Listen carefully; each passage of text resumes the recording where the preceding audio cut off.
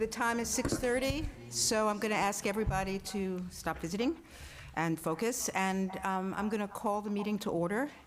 And I'm going to begin the meeting by asking our clerk, Carlin, to call the roll. We're about to call the roll as soon as the laptop gets silenced.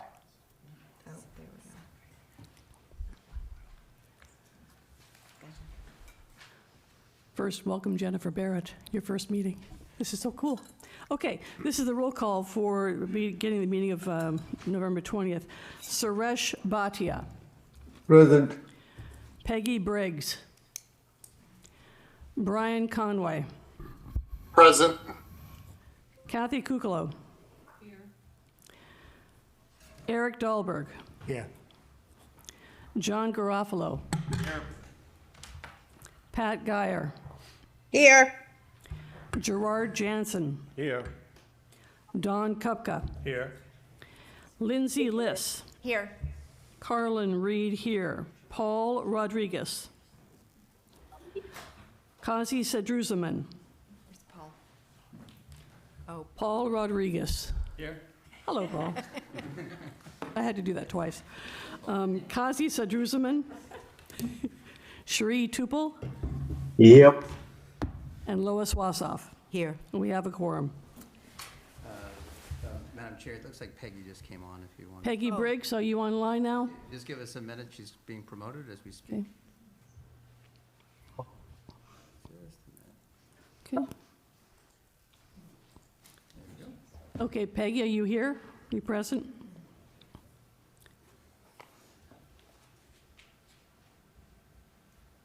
Unless there's another Peggy. Yes, I am. Oh, good. Thank you very much. We have a quorum. Okay.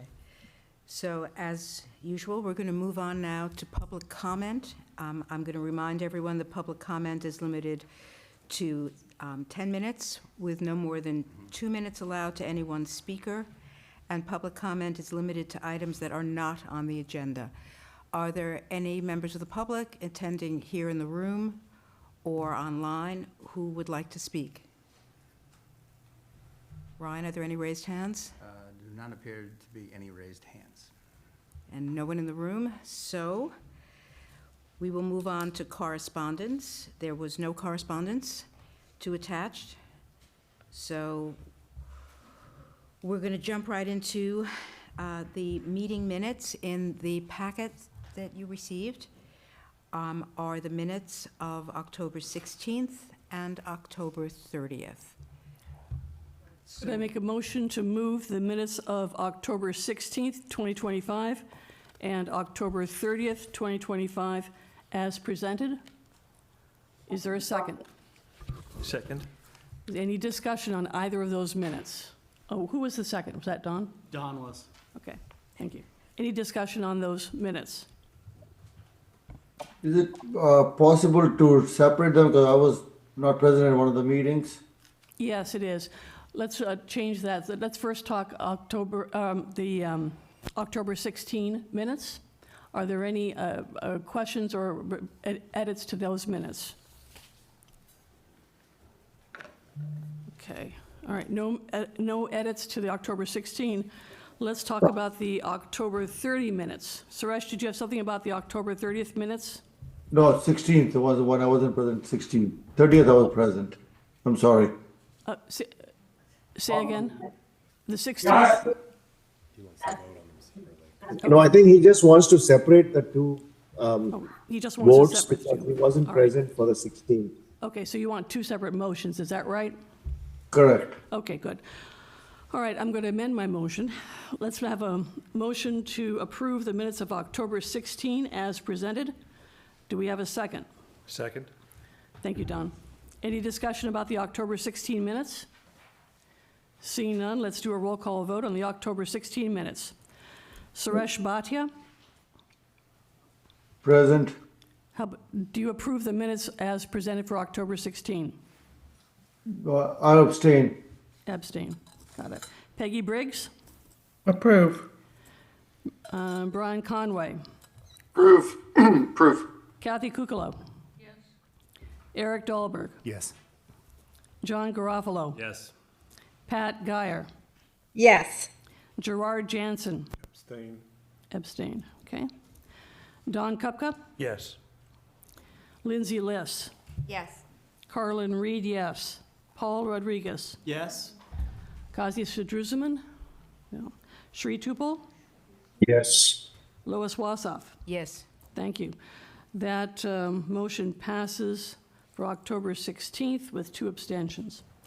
Now let's do the motion for October 30th, 2025 minutes. I move that they are approved as presented. Do I have a second? Second. Thank you, Don. Any discussion on the October 30th minutes? Seeing none, let's do a roll call. Suresh Bhatia. Yes. Peggy Briggs. Yes. Brian Conway. Yes. Kathy Kukalo. Yes. Eric Dahlberg. Yes. John Garofalo. Yes. Pat Guyer. Yes. Gerard Jansen. Abstain.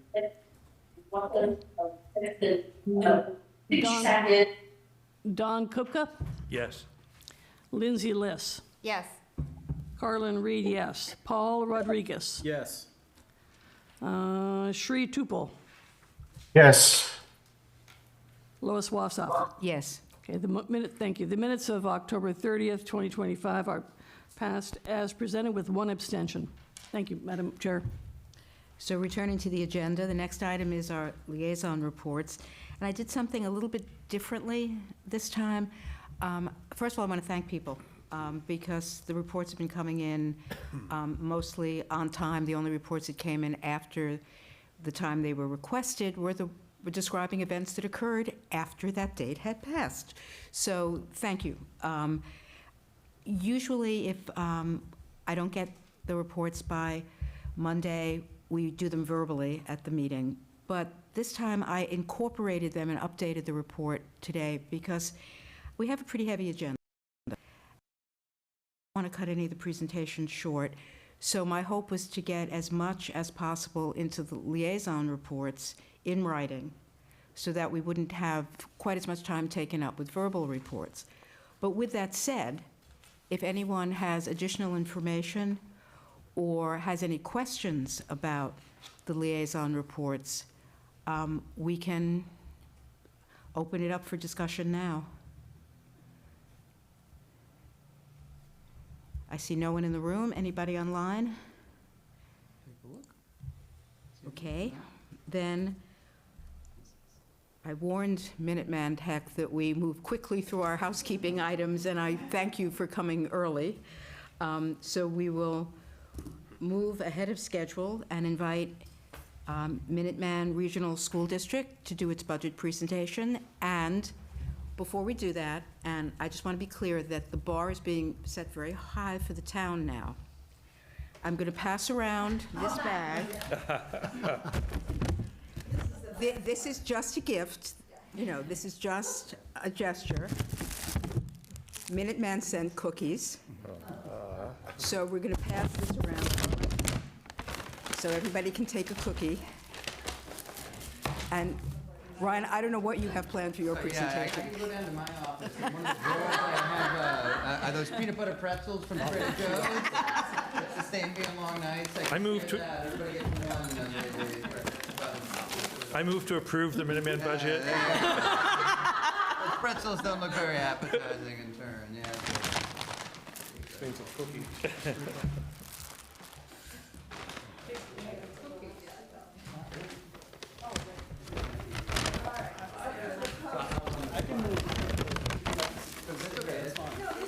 Yeah, the podium, we can set that up for us.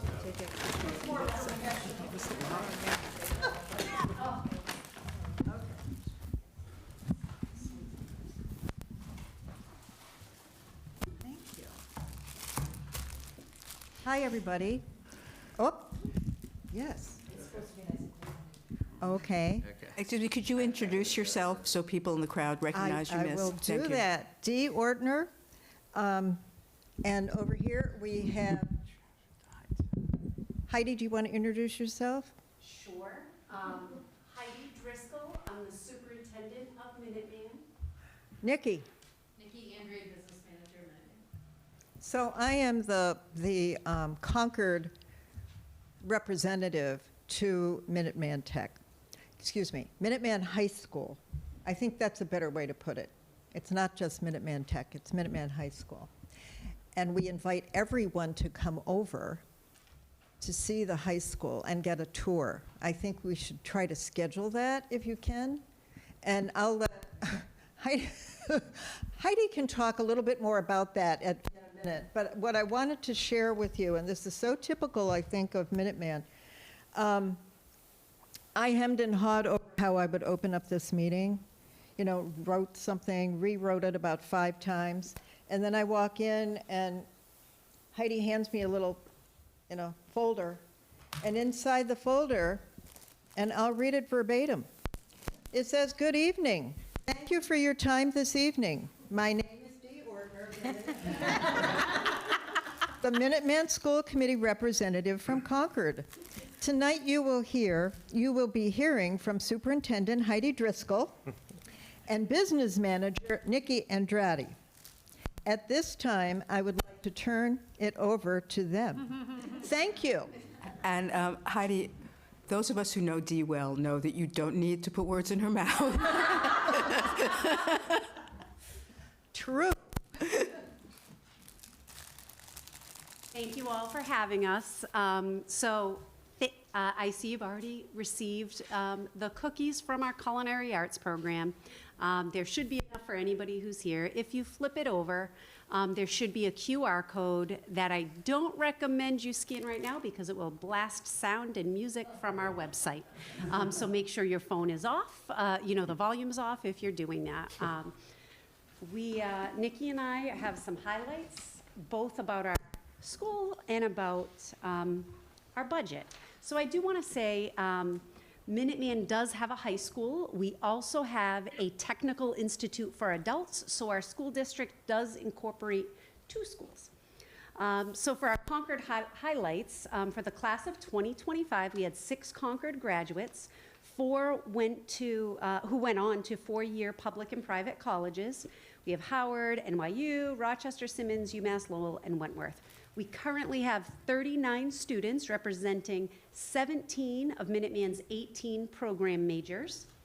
And we have 2 seniors out on cooperative education, which means that they have completed their in-person training and are employed in their chosen field. We have a student at Arlington Animal Clinic from Animal Science, and we have a student at Acton Medical and Health Assisting. And we have 2 superstars who we want to mention from Concord. We have Joey Vader, who is a basketball player, and his sister Muji Vader, who is girls basketball senior captain, 2-time league MVP. She's 22 points away from her 1,000 career points, and she was recognized in the Globe, the Herald, the Concord Bridge, and I'd also like to give a shout out to our boys soccer team who just won the vocational state championship. And at this point, I'm going to hand it over to Nikki for some details that I think you're looking at. And just a little bit more about the Vader family. They actually developed a scholarship, so they will be a recurring scholarship every year to contribute towards a graduating basketball player. So, more wonderful things that are coming from the town of Concord to our school. As we continue on with the overall spending and assessments, there was some requests that Concord had put together. I won't go into too much detail as you have the packet and you can, read the details, but overall the FY26 budget just shy of $32.5 million, with our operating budget just over $25 million. Our assessments just over $26 million, with 669 students. The next slide includes our historical assessments per pupil. So in FY26, the operating assessment was $1.2 million, just a slight increase over the FY25 operating assessment, and there were 13 enrolled from Concord 38 enrolled enrolled from Concord as of October 1 of last year. What's important, and we really like to highlight, are the historical trends of Concord. As you can see here, year to year, the overall total assessment was 1.7 million. It was a 1.11% increase from the prior year. And the overall four-year rolling average enrollment, which is really what we base our operating assessment in budget on, it was 9.6%. So you can kind of see in these trends, in 23 to 21, it was very closely aligned. In 24, 25, and 26, our total change in assessment was less than the four-year rolling average for Concord. And one of the reasons we use the four-year rolling average while calculating our budget is so if there are big spikes or dips in enrollment, it's kind of a more consistent basis, so there isn't big jumps in assessments. It's a four-year rolling, so it's kind of a gradual increase or decrease. Our FY27 budget is in process. Usually at this meeting, we don't have this information available to you, so I think this is one of the first times we've shared what we call our department request or our wish list budget. So I think of it as it's Christmas time, Santa's around, and it's, gosh, if you got everything on that wish list, wouldn't we be so excited? So we solicit feedback from our teachers, our supervisors, our department heads, and we compile all that information. In November, currently we are going through the administrative review of it. So we've presented that wish list to our finance committee. Heidi and I, for the last 3 days, have met with all of our leads, the supervisors of our programs, our principal, our director of CTE, our assistant superintendent, maintenance, IT, to go through line by line every single detail of that budget to bring to the finance committee the next month in December our superintendent recommended budget. So this number may be a little bit scary, but we are here to reassure you that this is a wish list item, and this will and has been over the past 3 days looked at in detail, cut down to bring a fiscally responsible budget to our member towns, as well as one that supports our teachers and our students. May I add something? Absolutely. About the wish list? So I would love to make wishes come true. It's not our role when we review the budget. And I want you to be aware that the reason why we started asking for this full list is because of grant funding. So when grant opportunities come up, it's very heavy to start gathering information with very short timelines that the state provides. So it's important that even though we may be saying, no, this isn't appropriate to fund, we need to know the aspirations of our teachers, what they want to do with their students, and the ideal situations. And our information we collect now helps us throughout the year, so we're not chasing information constantly. So as we continue on, December 8th, we'll bring our first version of our superintendent recommended budget to our finance committee, and December 22nd will be our second and hopefully final version. So, within the next month or so, we should really have a more buttoned up placeholder as far as what we can present to our member towns. In January, we'll review the governor's budget as it's presented. We'll adjust our Chapter 70 or our regional transportation numbers based on that. And we'll have our public hearing, our finance committee and our school committee meetings all in January, or the end of January, beginning of February. She is on our finance subcommittee. She is. So right now, our departmental request, you can see, overall for operating without the building debt excluded, just shy of 1.5 million. The total assessment with the debt service, which is excluded, 1.9 million. I put together all of the requests that you had as far as per pupil expenses, what the total budget is looking like, just under 34.5 million, with the operating budget just over 27 million. Again, just, information that was requested, but as I had mentioned, that will be brought down. What it looks like right now would be an 8.5% change in total assessments, and your 4-year rolling average is a 4.1% increase. So we can continue on a little bit more about enrollment. Right now, we have 658 students, which is our blue line on the top. 614 are from our 9-member towns, and we have 44 that are from our non-member towns. The enrollment by town for Concord, you can see there's 39 total. We have 13 seniors, 8 juniors, 9 sophomores, and 9 freshmen. Last year, you graduated 6 seniors, so there was an overall increase in enrollment year to year. And as of today, right before this meeting, we have 8 current completed applications from Concord and 4 students that have started an application. Our open house was Sunday. Right. And I will invite Heidi to talk about some of the top Minuteman issues for FY26. All right, our theme this year is engagement and ownership for everything that we do, for adults, for students, for administrators, for teachers. Our first bullet, we are focusing on maximizing enrollment. That doesn't mean taking more kids necessarily from every town. It means in maximizing our enrollment in our programs. We don't want to see one program with a small amount of kids and another program with a waiting list. Does that make sense to you when I say, okay. So our school committee has an EMAC subcommittee, which is enrollment, membership, access, and capacity. And I want to commend the Concord superintendent who invited me in to help develop an access policy that was sent to Concord School Committee that we needed to work on this year as a part of some state regulations to ensure that every student does have access to the vocational, technical, agriculture, or whatever programs that are available to your town.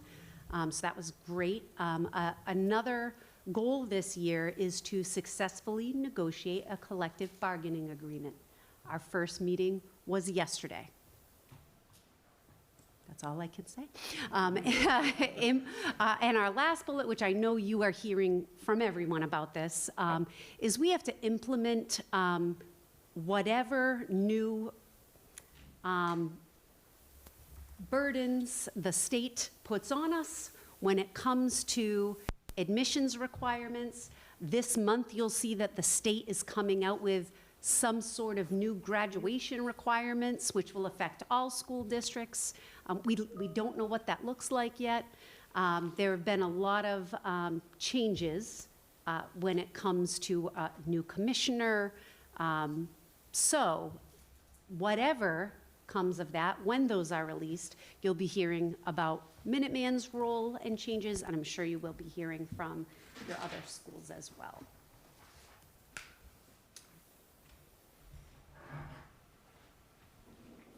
Right. So as requested, this is a breakout of the FY25 and the FY26 Minuteman budget. Overall, as far as revenue, we did receive just about $250,000 more than budgeted. That included about $48,000 in Chapter 70 aid. That was actually brought to our school committee. We had a vote because the state budget increased the per pupil expense from $75 to $150. So the school committee actually voted to reduce FY26 member town assessments. So there was a letter that was sent out, and there's a slight reduction for all of our member towns that you will be receiving in FY26. Can we also add, if you're not aware, one of the state's big action items right now is looking at the Chapter 70 funding formula. If and when changes are made with that, that is huge and will affect all of our towns and all of our schools. Do we know what that looks like yet? We do not. And then overall, we were pretty close to spending our entirety of our budget with just $277,000 left of our just about 32 million. Just a reminder of some approved year-end budget transfers or transfers into our OPEB trust fund, $425,000, as well as our capital stabilization fund, $424,095. And so far, FY26 budget is on target. Just a reminder of the numbers we've gone through. It was a 2.99% increase from prior year. Some big items in that budget was our teacher's contract at 3%. Again, we're negotiating for FY27 currently. Our insurance costs, our new transportation contract in FY26, and our big increase in OPEB. That was a one-time increase, and we will just be recommending a 5% increase year to year after that. That was reasonable for that year in FY26 because our ESCO lease had fallen off the books. And our OPEB study committee met and had a recommendation to do a one-time increase to really get our numbers up. And you'll see in our OPEB slide a little bit more about how that looks. So just a reminder, our debt service for our athletic field is not assessed to our member towns. It is paid through our facility revolving account, which, you know, we have outside companies or organizations rent. Our capital stabilization had a $950,000 contribution. And our projected stabilization balance with this FY26 contribution, just about a little over 5.2 million.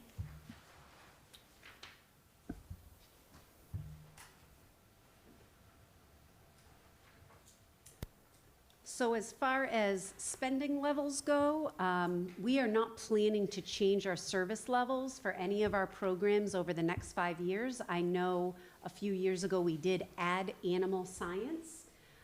We are not adding additional programs. That is not on the horizon.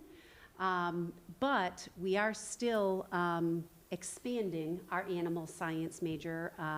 We are hoping to have a veterinary cardiologist and a veterinary oncologist working with our students, which is spectacular. So you'll hear more updates from that. We have no additional items that might require excluded debt, and we'll continue to plan for the east building without excluded debt. That means we have another building that needs renovation or updating so we can use it for school purposes. And our entire capital planning is driven by a 20-year analysis that we completed last year, so that we are not reacting, we are preparing so that we don't have surprises for our member towns. And I guess I'm so passionate about this one, I want to say it twice, but education reform and mandates will likely impact us. The Governor's Council on Graduation, the Chapter 70 formula, and on CTE admissions may have financial impact. That remains to be seen. Our admissions does look like it's on track, on par as usual, but that's the update. Everyone's favorite topic is OPEB. With our contributions to OPEB, we did get a new valuation this year, which reduced our total liability as we have a new long-term funding plan. So you'll see here, we're just over 10% funded with our OPEB trust, just about $2.5 million, and our total liability at $17 million. We did have this OPEB study committee put together right around FY21 to really look at and determine what is the best approach to really be funding this appropriately. So we did have a funding schedule that we have been adhering to. So this year's increase or planned increase for the total active retiree health insurance in our OPEB contribution is 5% and will continue to be 5% moving forward. And I think I already mentioned, I've been working with Superintendent Hunter to talk about how we can make more connections and more access for Concord students to understand this opportunity and to get the education pathway that they deserve. And we're happy to take questions. Thank you. I always enjoy your presentations. The first assignment that I had when I joined FinCom 5.5 years ago was to monitor your school board meetings, and I learned so much doing that. So I have a sentimental attachment to Minuteman. Why don't we start going around the room here and asking if people have questions, and then we'll go online. So, Carlin? Thank you. I have one concern and one question. The concern is the dropping enrollment, specifically of Concord students. I'm wondering if the application process is too onerous. Even if you have some views on that, that's my concern. The question is, what is the Finance Committee's approach in looking at your budget? So I can answer the application process. The application is actually even more simplified this year than it has been in the past because we're going to a lottery and we are not, an interview is not required. There's fewer requirements. Okay, let's talk about that lottery. Yes. What does that mean? So what that means is, in the past, we would use grades, attendance, and behavior, and students would get a particular point value, and then they would be put in rank order, and they would be admitted by town in rank order. That doesn't happen anymore. Now, anyone who applies, they get certain amount of entries or tickets, people call them, but it's not really tickets. And if we have more students than we have seats, we would assign the seats via lottery. For the past 2 years, we have accepted absolutely every single student who's applied, which is why I've been working with Lori Hunter, because we need to make sure our middle school students and parents understand what's happening at Minuteman. So that is key. And if there are misperceptions about what happens at Minuteman or where your kids can go or what future opportunities they have, we have to make sure we're all communicating what that is. So for example, at open house, I don't know what town the parent was from, but I had a student ask me if we have math for all 4 years. Yes, we have math for all 4 years. We have students who go to Ivy League schools. We have students who go directly into the workforce. We have students who become master electricians. It is sometimes, I don't know if it's people learning from sound bites or social media or what have you, but there are misperceptions about limitations with Minuteman. So just to wind this up, my understanding is you're changing the system on how Concord students are admitted. Used to be there a certain number of seats that were available. There are still. Now there are no guarantee number of seats. It's Incorrect. however of the lottery. How does it work? No, you still have the same guaranteed number of seats every year, no matter what. So Concord students get in with that amount of seats. Over the past 2 years, if a lottery did exist, we wouldn't have needed it. I don't anticipate we will need a lottery this year. We will likely accept every single student who applies. But it does not limit the number of seats. That does not change at all. So, not to overcomplicate it, but if we did have a wait list of 100 students, we would have to run a lottery for each town to fill those seats first, then whatever remaining seats would be. If you look at our admissions policy, that is what the state has required us to do. I don't know who loves it, Okay. but that's where we are. My second question, just briefly, can you describe the Finance Committee's process in reviewing your budget on behalf of, 9 schools? How does that work? Yes, do you want to go through the process? So as I had explained, we do present our department request or our wish list to our finance committee in November. Administration goes through it. We present then our superintendent recommended, so we say first round, FY27 budget, and we get feedback from our finance committee at that point. Last year, there were concerns About tariffs and supplies. Yeah, so there's certain things that they will look at as far as, down to the function code, and make recommendations, to us that we consider, we look at and adjust. Their goal obviously is to make sure that they're representing your town, in the best way possible and bringing a fiscally responsible budget to your town. We also have our negotiations, subcommittee this year, which is made of 3 school committee members, so they're part of that process as well to make sure that there is a, fair collective bargaining agreement that's fiscally responsible to our towns while also providing the support that is needed to our teachers and our students. I hope that helped. Eric, any questions? John, Paul? No, my concern was similar to Carlin, just about enrollment and the small dip, and I look forward to seeing, that that's just a blip in time, so that's all. Kathy? No. Gerard? I see your total enrollment was, at one point it was 692, and now it's down to 658. What's your total school capacity? So it depends. I'm hoping that we'll be able to enroll up to 800. We are not there right now. How our schedule works is we have our students 1 full week in their vocational program and 1 full week taking their academic classes. So it almost runs as 2 schools within one on separate weeks. So depending on enrollment, and that's why we've been able to accept all students beyond the 175, which is technically our cap, because we make adjustments within the schedule to get more kids into programs. So when do you get a hard number as to how many students you will have for the next year?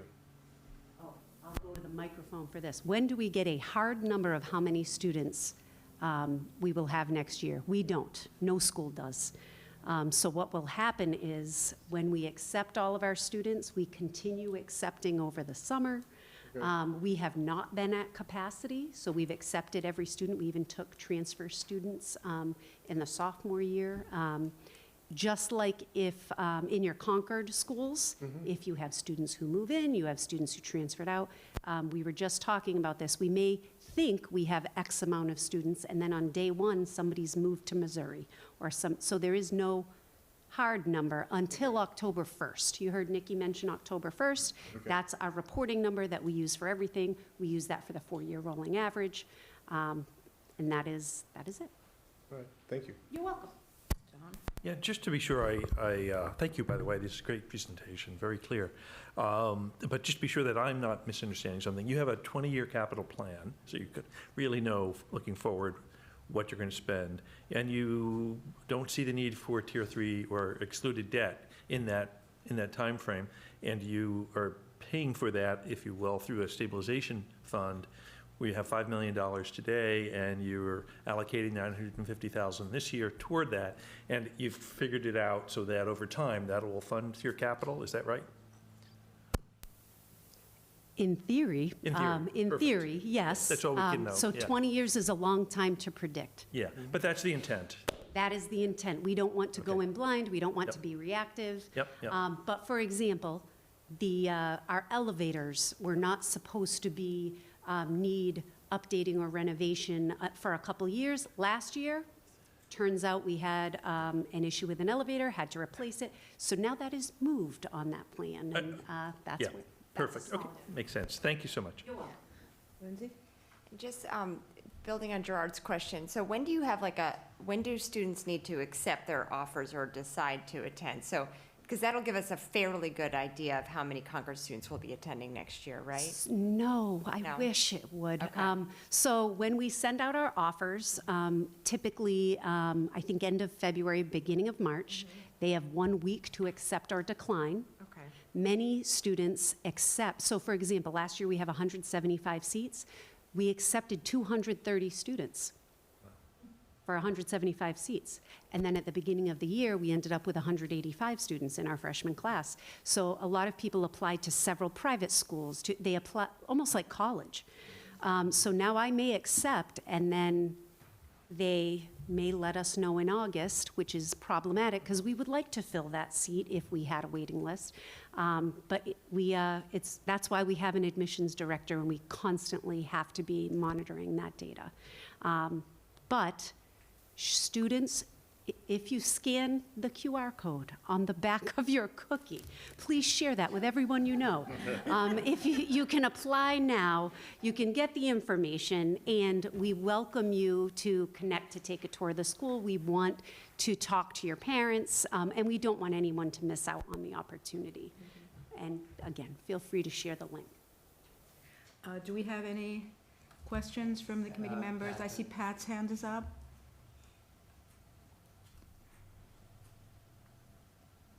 Pat, do you have a question? Oh, yes, I do have a question. Thank you. Recognizing that numbers are still being considered and enrollment we just discussed, I know that your per student cost could change this year. But even last year, when we looked at that per student expense, it seemed, I would say, considerably higher than what we see for CCHS. Dee and I were on the school committee together, and it was something we noticed. I don't want to put Dee on the spot, but would any of you comment on that? And what are the pressures? Is it inflation?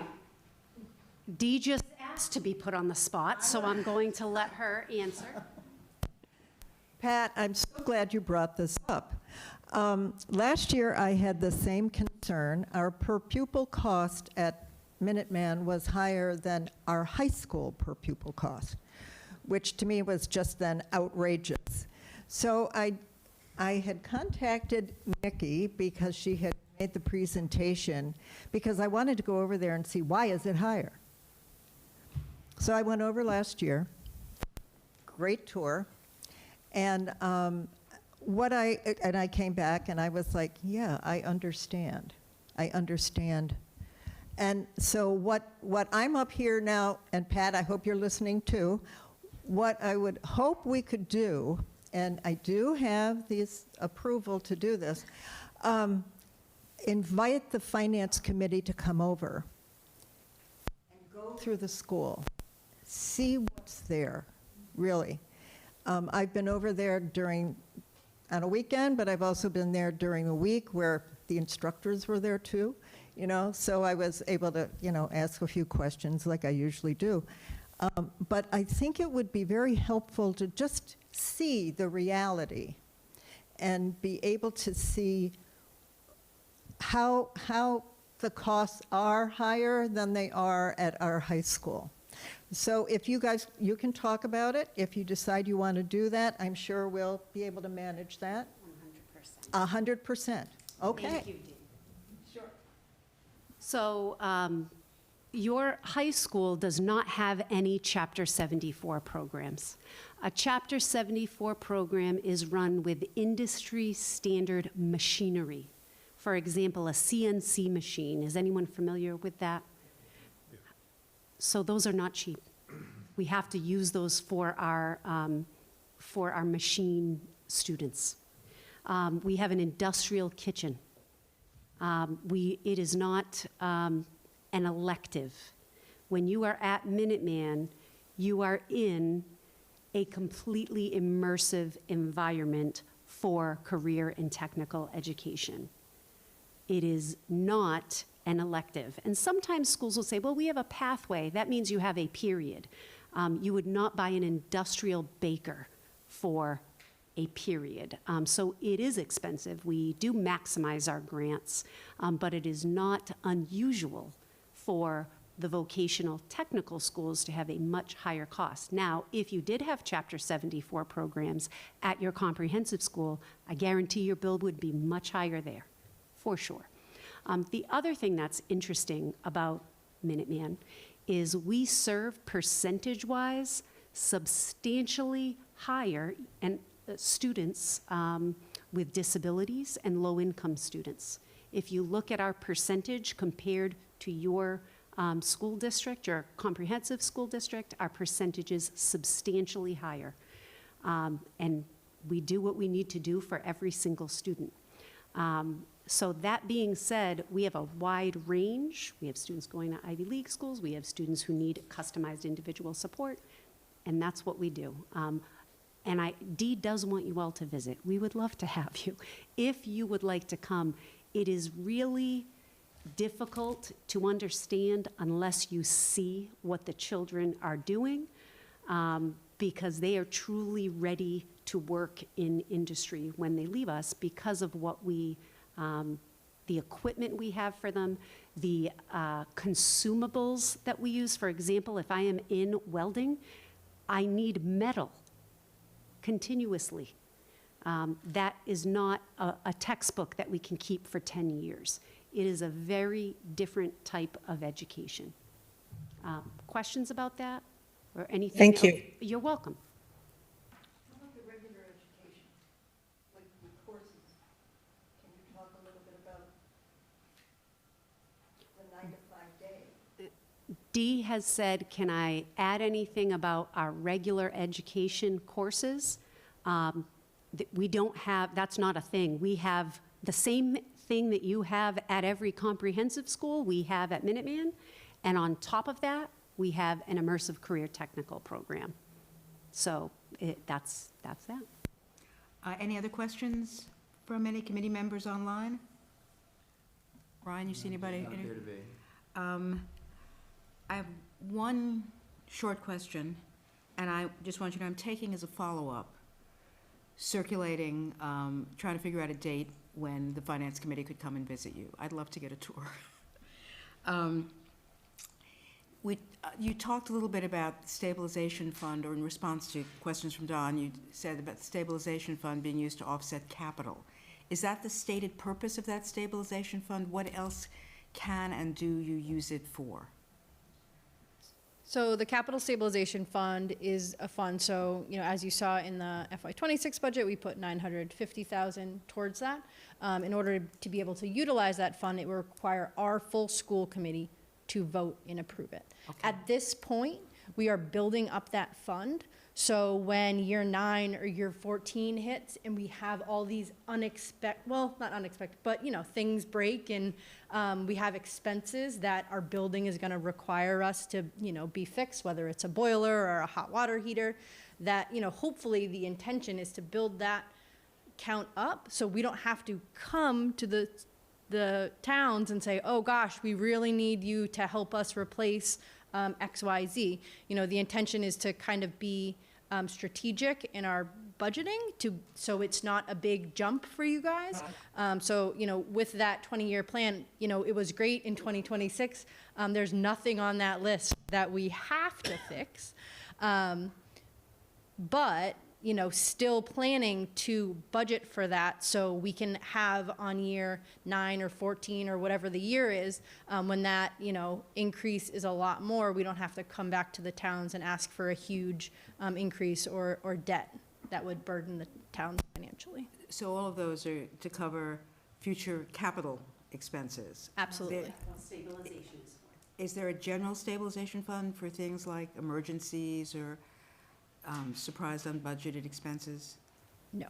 Okay, We also don't have a special stabilization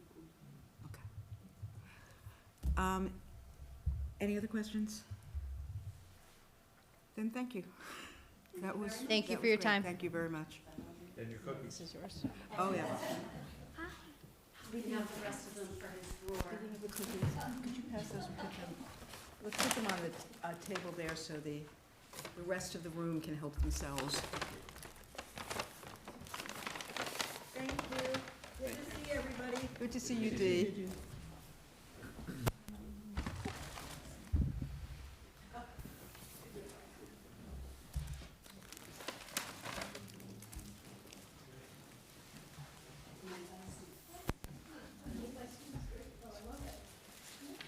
Thank you, everybody.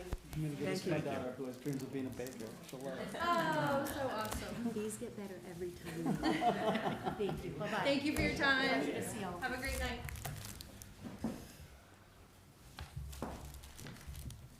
So the next item on our agenda,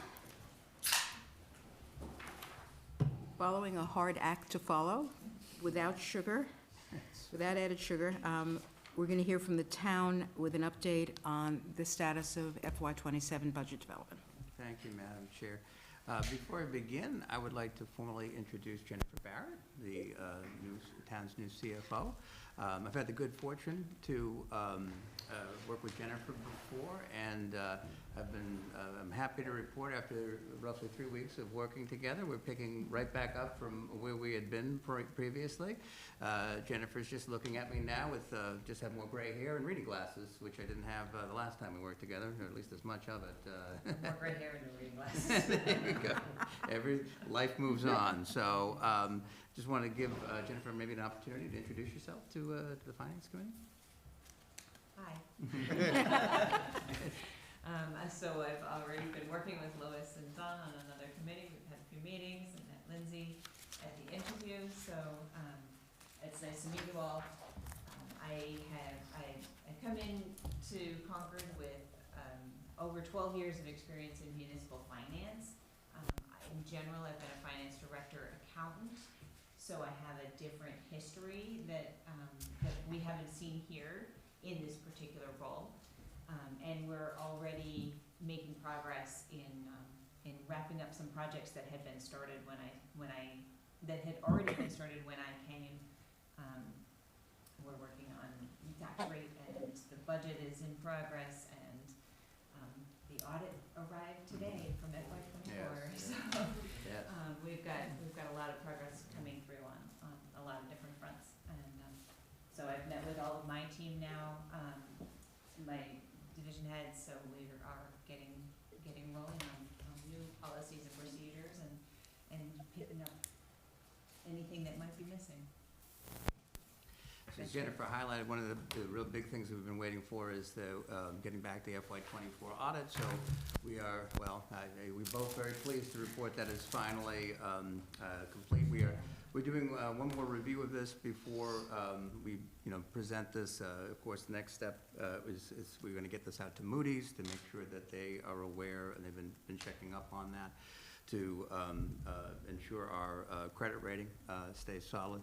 We are also going to be then sharing it with Wendy and the folks on the audit review group so that they will have that and begin their process as well. So we hope to be putting that online, hopefully tomorrow, but that's where we stand. So again, that's been waiting a long time, so to have it reach that point is a welcome news on our part. So in terms, so now if I could just move into our presentation, just to let everybody know, this is basically the same presentation that I provided to the select board at their meeting on Monday night. So it gives you a little update on where we are in the FY27 process. So just a reminder to everybody about our calendar. So the 17th, we were with the select board. Tonight we're with you at our regular meeting. December 8th, we have our tri-board capital planning forum with the select board at that meeting. December 11th is the regular meeting of the Finance Committee, and as I understand, I think that will be when the final guidelines are issued on the 11th is when that will be. Month of December, we're finalizing the capital and operating budgets. Month of March is our public hearings for the FY27 budgets. And then April 27th, 2026 is the beginning of our annual town meeting. So just to kind of go over again the positions that we are looking at and considering for the FY27 period. First is a review of our police command structure. Currently there is not a deputy chief for the police department. If you compare that to the fire department, they actually have two assistants to the chief that have separate responsibilities, but when we look at the corresponding look here on the police side, there isn't that same thing, and it does create some operational issues. The chief decides to go on vacation, is out of town for any other reason. It does create some operational issues for us, and something that we want to focus on when we come into the FY27 budget. We're also looking at a public safety business manager, similar to what is in the Public Works Department. There is a business manager that oversees all of the budgets, both capital and operating budget, and have other administrative responsibilities. So one of the things we're considering for this FY25 phase is to do something similar for public safety, which would be for police, fire, and now our newest department, which is dispatch. So dispatch formerly was just kind of part of the police department, and now it's a standalone department. We are also advocating or considering an IT business knowledge manager. Basically, this is someone who would be working for town-wide IT initiatives for, for helping us. One of the examples that, when I think about this, we recently moved on from our accounting software, we moved from one piece of software called Admins and moved on to a new piece of software called Munis.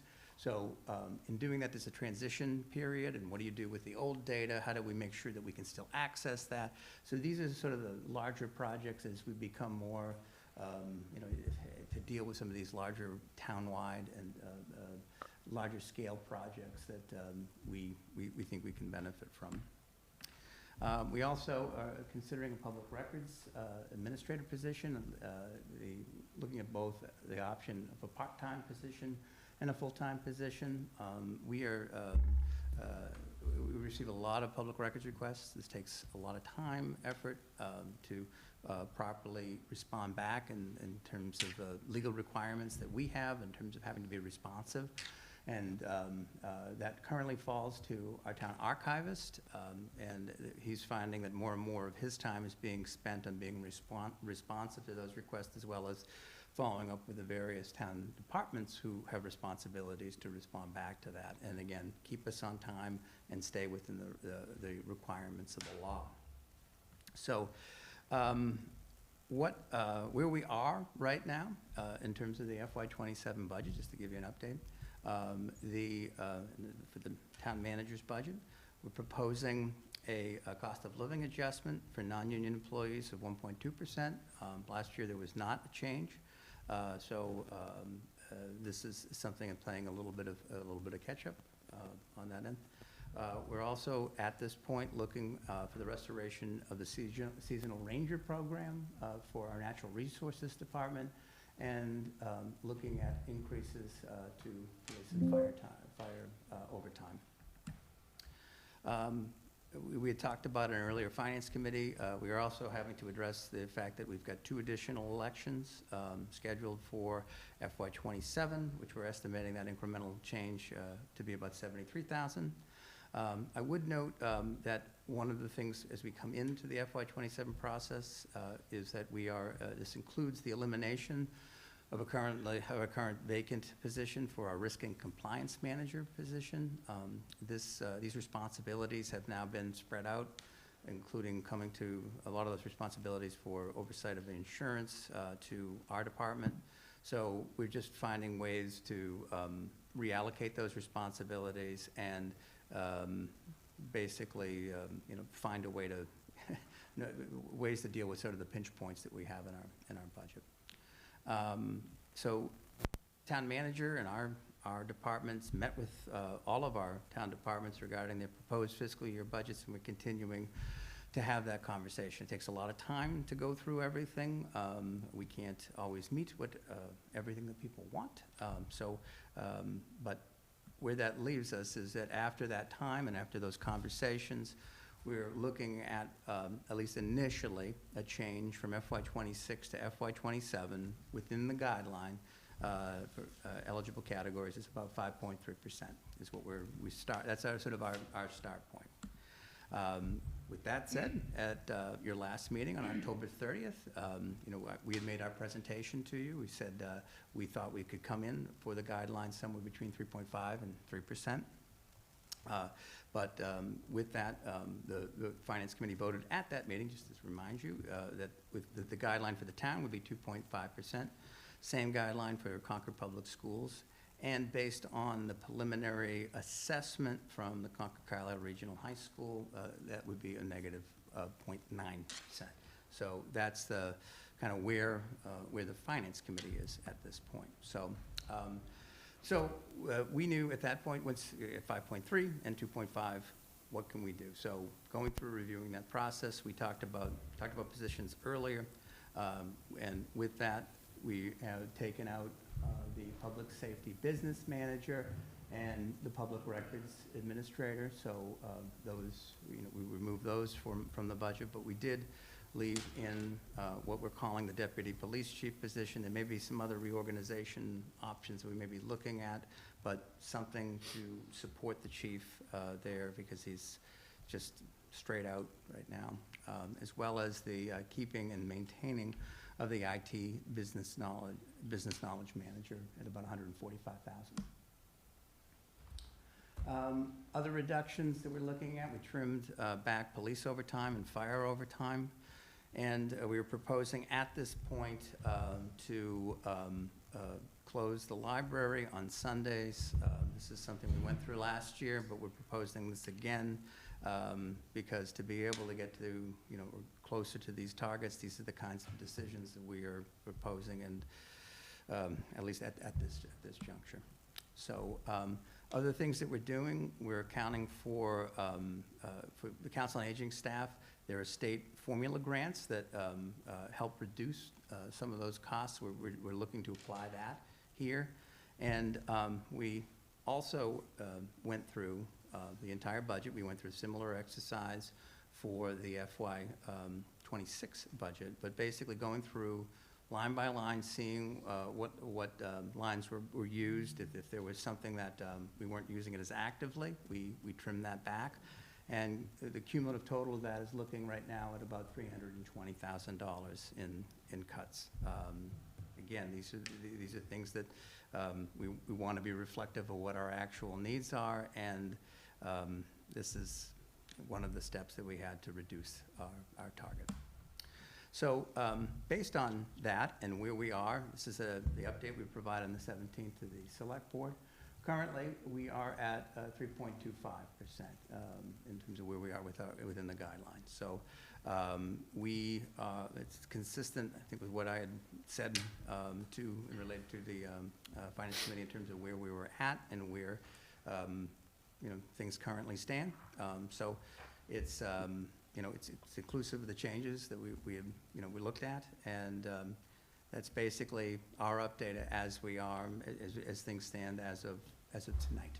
So with that, I want to just also talk a little bit about some of our change a little bit that changes we're looking for our budget approach.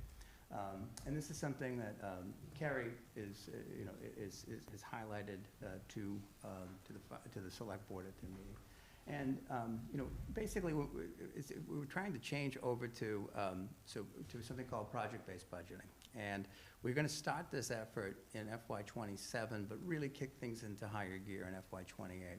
So basically, what we do now is we do a line item budget. We do it from the ground up. And what we're looking to do is really begin to change that a little bit, which starts with what the Select Board's goals and objectives are, and really work around that as the fulcrum for everything else that we are looking to do.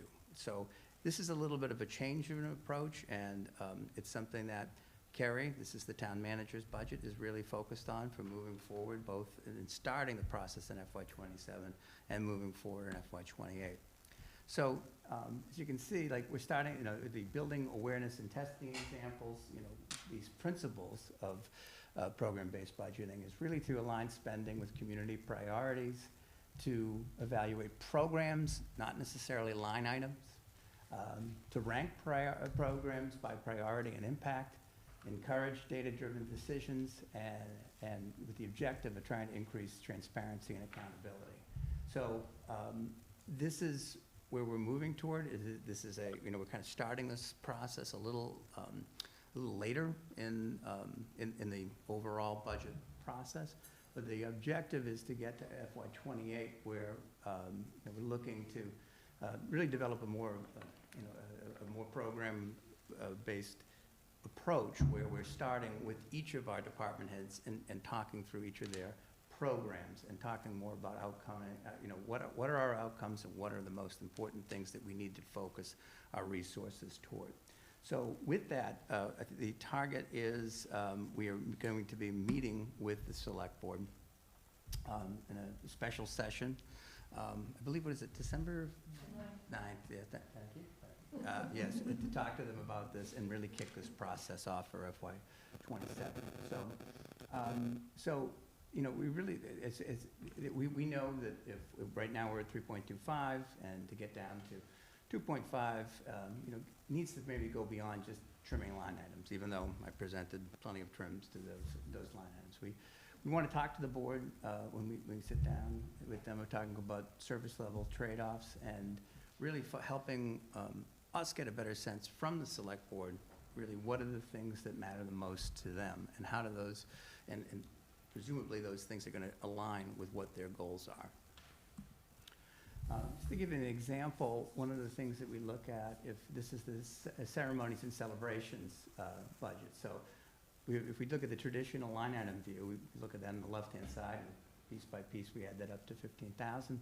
But if we look at it from sort of a priority or project-based approach, we see that, you know, really, well, what does this buy us? And if you look at the fund, what's actually funded, we have the annual Patriots Day parade and flag raising, Independence Day, and of course some of our 250th celebrations, and the Veterans and Memorial Day ceremonies. So really, we're trying to change our framing, really, you know, to say like, okay, well, what do we spend on supplies and overtime and all those basic pieces, and really ask maybe a different question, which is, you know, what does the community value, and, you know, what are we trying to create here?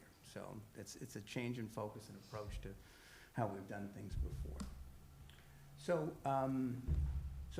as I mentioned, this workshop that's coming up, where, you know, the intention is to really to engage with the select board in a discussion to identify the programs and outcomes that are really most important to the select board's goals, and really look to alignment. And it's going to be, you know, again, a different approach. It's going to be sort of our first step in this process. It's not everything's going to happen overnight, but it is, you know, it's a priority of the town manager. And I think that in the conversation we had with the select board at their meeting on Monday, you know, I think they were enthusiastic about this as a concept, because I think that they, you know, they want to see what that tie is, and making sure that we're investing in the proper places. So this just tells a little bit about what we're looking for. It's a two-hour session in December. Finance Committee is, of course, welcome to come. We'll be, again, we'll be looking at discussing this program areas, you know, a value versus cost matrix, or some sort of scoring tool. We haven't quite come up with what we're, you know, how we're going to approach it, but really, I think we're thinking of it more like a working meeting about how we can kind of reorient ourselves with this. And then, you know, our goal, or for the select board goal, would be to provide guidance and service level priorities and principles to help us, you know, kind of get closer to our, well, that reflects our FY27 target, and to shape our FY28 process, which is really when we're going to be starting from scratch on this effort moving forward. You know, again, we're moving this forward. We're looking for full integration in FY28. This is basic steps in FY27, but really setting the stage for FY28. And you know, it gets back to the basics of trying to balance fiscal discipline with community priorities. And again, this is something that we want the select board to really be taking the lead on, and helping us provide the direction as we form and shape our operating budget. So so if there are any questions or comments for that, I think that's basically where we're at. There's a few other things I want to address, but if anyone has any questions, please. Anybody have any questions specifically about Brian's presentation? I Carlin? have three. Do anybody else do? Ask one, and we'll see if anybody else wants to ask, and then we can come back to you. All right, so get the most important one. Okay, of the three questions that I have, I'm interested in this project-based budgeting approach. And I'm trying to see how it's going to work, how it's going to play through using select board goals as the guiding lights, working with the town manager, working with the town departments, working with the various committee members who are trying to influence the town departments and the town manager to meet the select board goals. How is that different from what's happening now? Well, I think it's going to be, the difference is, I think, are really going to be really putting the question to the select board about what are their highest priorities, really, and really putting more responsibility to them to be able to outline that for us. So I think it's not to say that there aren't priorities developed already, but, you know, but within that, what are those values? So if we look back at that other slide about the cost associated with putting on celebrations, it's not an insignificant amount, you know, so, and we know that we want to provide that support, but, you know, do we need to do everything? What are the things that are most important within this? What other thing or other funding sources can we look to support that? So it's really taking a more critical eye, Carlin, to trying to, you know, really ask some more hard questions about this, as opposed to just saying, let's just maybe add a percentage on from last year. I'm going to go to Kathy, and I promise I'll come back to you. Kathy, speak into the mic. I just wanted to ask, the dollar value between 2.5 and 3.5? I don't have that offhand, Kathy. I don't have that figure, but. Because the page you referenced was $15,000 for celebrations. Yeah, about that, right. Okay. Yeah, but you're asking the difference between the 0.25 guideline and 2.5, yeah, right. so the 15,000 is a separate slide. She's gonna, I've got it right here. Okay. I mean, it's approximately. yeah, It's about 200,000. 200,000. Okay, Okay. thank you. John? Yeah, I got multiple as well, but I'll start with this one. The IT project manager position, you mentioned it was crucial for projects like admin and munis, which is over. So what other large projects are there that require $145,000 a year salary?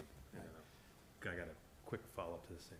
Sure. I can get you more information on that, John. I mean, I'm giving you an example from what we do in terms of the broader, you know, as an example that this individual could be helpful for.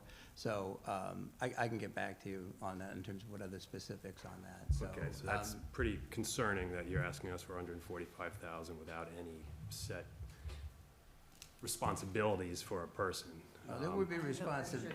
There would be responsibilities. I just don't have the answer to the question right now. So, but regarding your question about, because I know you had some other questions. So, if I could, while I still have that up, admins. We did have admins up for some period of time in this fiscal year. We've discontinued that contract. We did. The two systems did need to run parallel for a while. But currently, it's been discontinued. We're working exclusively on Munis now, and there's no spending and proposed in the FY '27 budget And for this. that overlap cost, do you remember what that cost was? I don't know offhand, but I can tell you that it was necessary because we still needed to draw information, especially as we were trying to complete the audit, as we talked about earlier. Totally So to get it. be able to pull from it, so it was necessary. And I don't think that's uncommon for these kinds of systems to be able to run parallel for some period of time, and so, yeah. So I have that all-in cost at around $400,000 when you add in the personnel as well that were hired to do that. And so as we discuss the project manager and we discuss this overlap, I think we as a finance committee should consider that. You know, we held this, I mentioned, I think that we held the schools to a $500,000 reduction when they had overlap between the, and now here's an overlap. And I think as a finance committee, we should at least ask, the question is, where is that now coming out, right? Or are we just adding to that already baked in cost, because that overlap's not there? And where's what coming out? I think Well, to you had answer an that- overlap, I think or to just- answer that question, the overlap in those services has come out, but been absorbed in a net increase. So we removed the duplicative But the cost position is still and costs and the budget. Those budgeted items are now removed from the 27 version. So any increases you're seeing 26 to 27 are net of that, what was in 26. So then the increase you're asking for is even greater, because you, In various different programs, yes. okay, I'll leave that hanging there, and let someone else go. Well, we can work on identifying those changes. Don? Yeah, I'm sorry, Paul. No, you're good. Okay, you're next. I would say that we have great people in Concord and working in the town, and a lot of demands, and so there are always needs and asks that come into backfill when something is removed. I think to John's point, though, it'd be good to show that, just so that we know that, yeah, we actually took advantage of that to do this, and now we're going to layer on something else as well.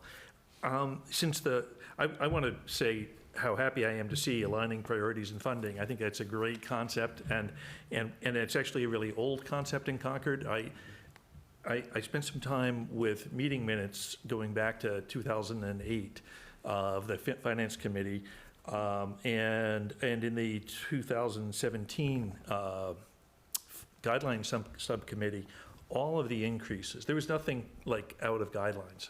That wasn't even a concept at that time. But everything was in 4 columns, mandated, like the election that's coming up that you're saying, right? Non-discretionary, like debt service. Priority and important.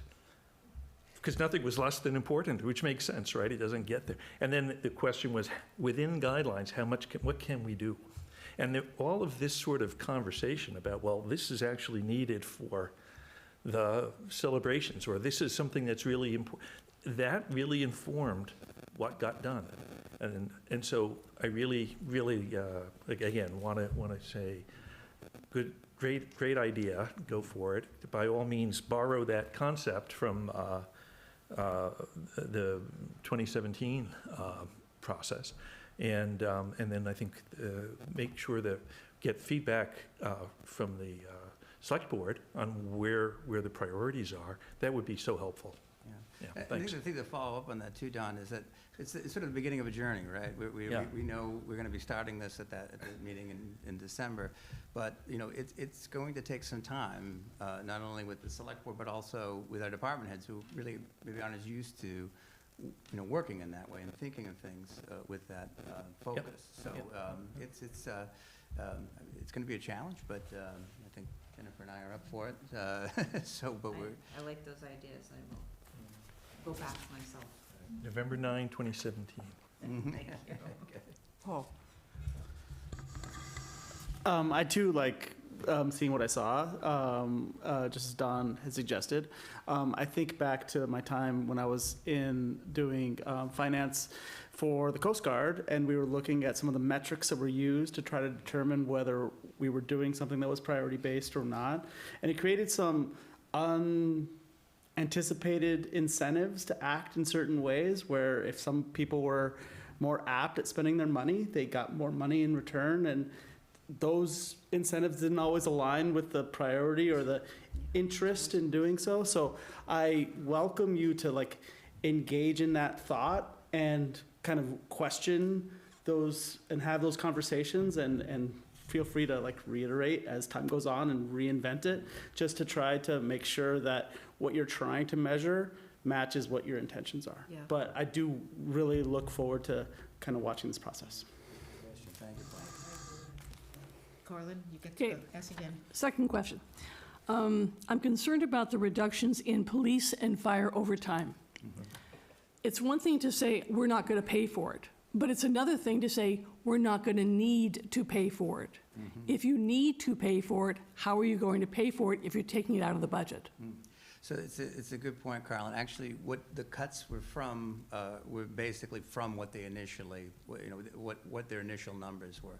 So when we look at this program-based budgeting, one of the first pieces that we're going to be looking at is public safety, primarily because of the question that you raised, which is like, okay, you know, there is overtime, but what's, you know, what should you be looking at, police and fire, in terms of how you operate, what shifts you're looking at, how can we maybe do things more efficiently or differently?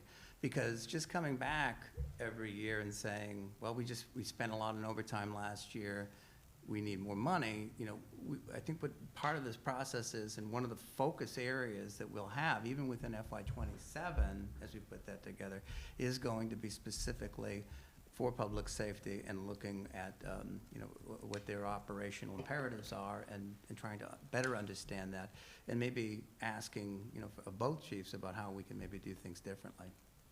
Okay. John, did you have other questions? Sure. One of the things talked about last year as a way to progress and become more efficient for this year was on the P cards and take-home cars, and that was explicitly called out last year. And so just love to hear the thoughts about how those policies have changed and how that's impacted the budget and or the ask this year, and what kind of savings you guys have created from those. Sure, sure. And I know, John, those are some of your questions, which I was going to address anyway at the end. Great.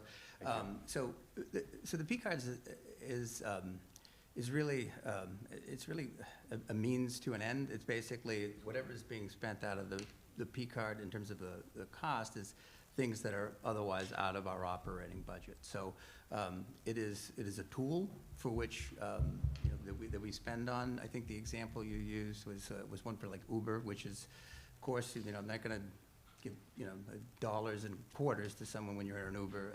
You know, there are times when people are traveling, you know, at conferences. I know we sent a couple representatives to Japan, and I'm sure they would need to get from point A to point B in a different country. So, you know, with that as a process and per our existing policy, any expenses that are undertaken by staff are reviewed by the department heads. They vet that out in that process, and then subsequently it then goes to finance. We also then, you know, we then take a look at it as well to make sure that the expenses are allowable expenses, and, you know, and respond accordingly. So on the P card side of things, that's, you know, the policy in terms of spending, it would be I guess the question is really that if it's a P card, that is a form of spending, but it's still, you know, within the budget. It's a mechanism to expend funds. Yeah, and I don't think anyone's questioned that. It was explicitly called out as a way to become more efficient last year. Mm-hmm. Not questioning that P cards are necessary to go buy printer paper or not, but it was called out that P cards were not being used efficiently, and so the question is, how has that changed? Yeah, and how is that helping us go forward? So the copy paper is a good point. That's something that shouldn't be bought through. I just threw that. No. But it's a good example because it's one of the things that we're continually trying to push back against staff about ways in which they can do things more efficiently. We've got the option and the alternative of having multiple state contracts. Some contracts give better pricing on that, and then, you know, so we can go through Mason, WB Mason is an option. We also can go through Amazon. We can have them bounce off one another and still do this under the state contract, but find ways to be more, you know, do it more cost efficiently.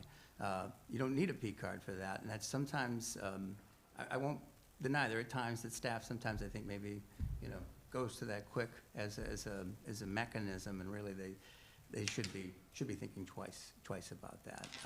You also mentioned the vehicles, John. I think, you know, that your questions I think came in today, so I think that might be a question better addressed to the town manager, that the vehicles, you know, we're not seeing any really changes, at least in what's proposed to you right now in the budget, in terms of utilization.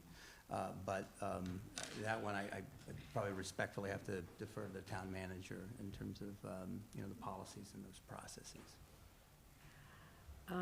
Other questions? Lindsay?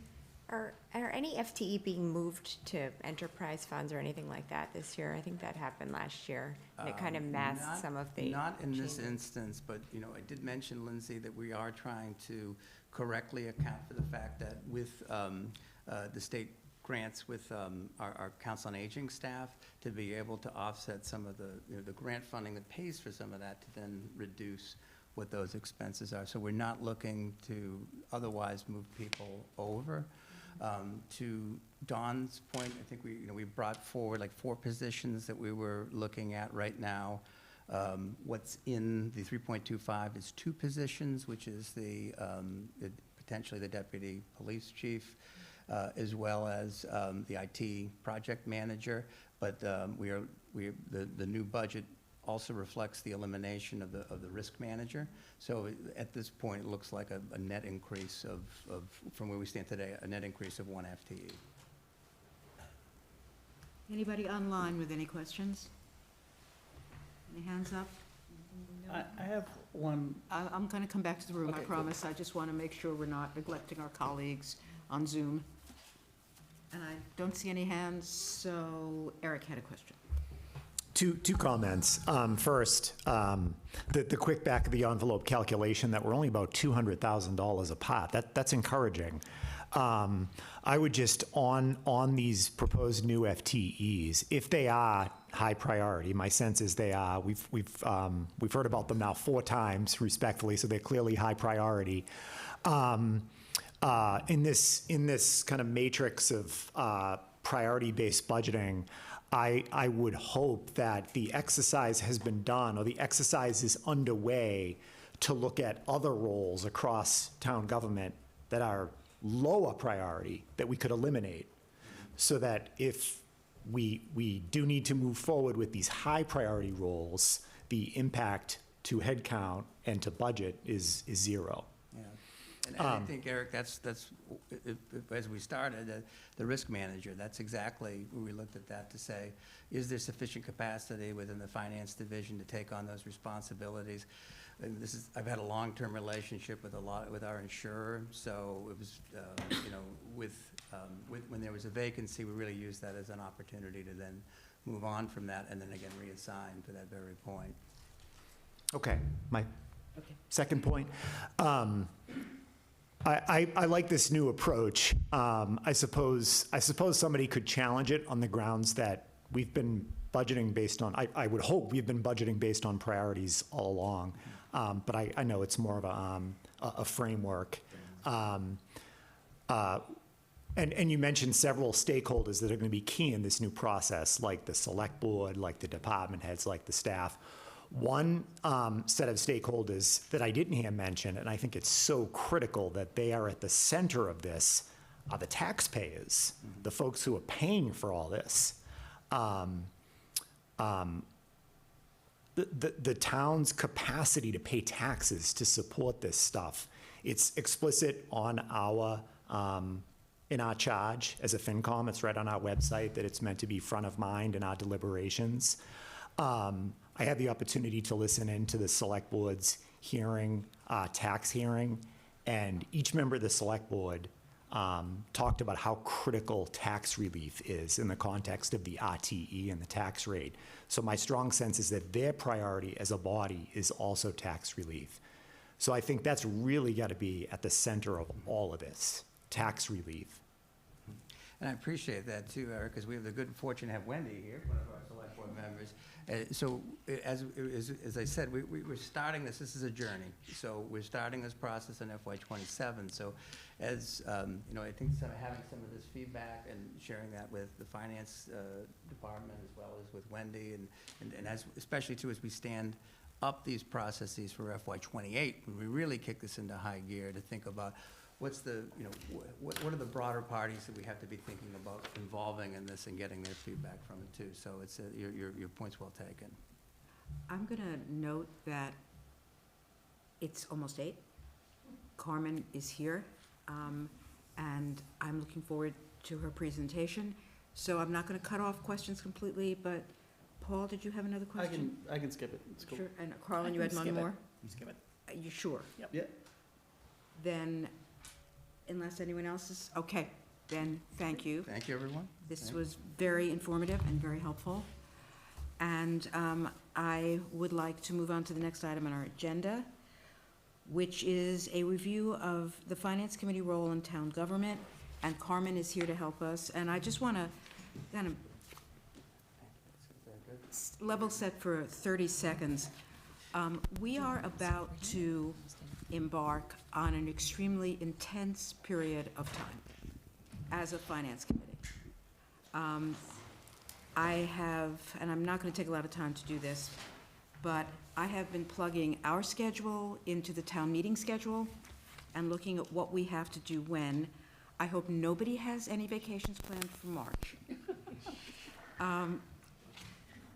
We are, Finance Committee, and Carmen's going to speak to this specifically, but Finance Committee has a primary responsibility as the advisor, fiscal advisor to town meeting, to be involved in the warrant process, to review every warrant article, to hold public hearings on warrant articles, and to make recommendations on how town meeting should vote on warrant articles, and to explain why we make those recommendations. And we have a pretty good track record in this room, people who've been on this committee, of holding those hearings, asking good questions, being prepared. We can get into this a little further as we get into Carmen's presentation. But we have a lot coming up. So I asked Carmen to come and talk to us because I want to be certain that we're operating from a shared understanding of what our role is, what our job is going forward, and what our priorities are going forward. So Carmen, thank you for your patience, and feel free to begin.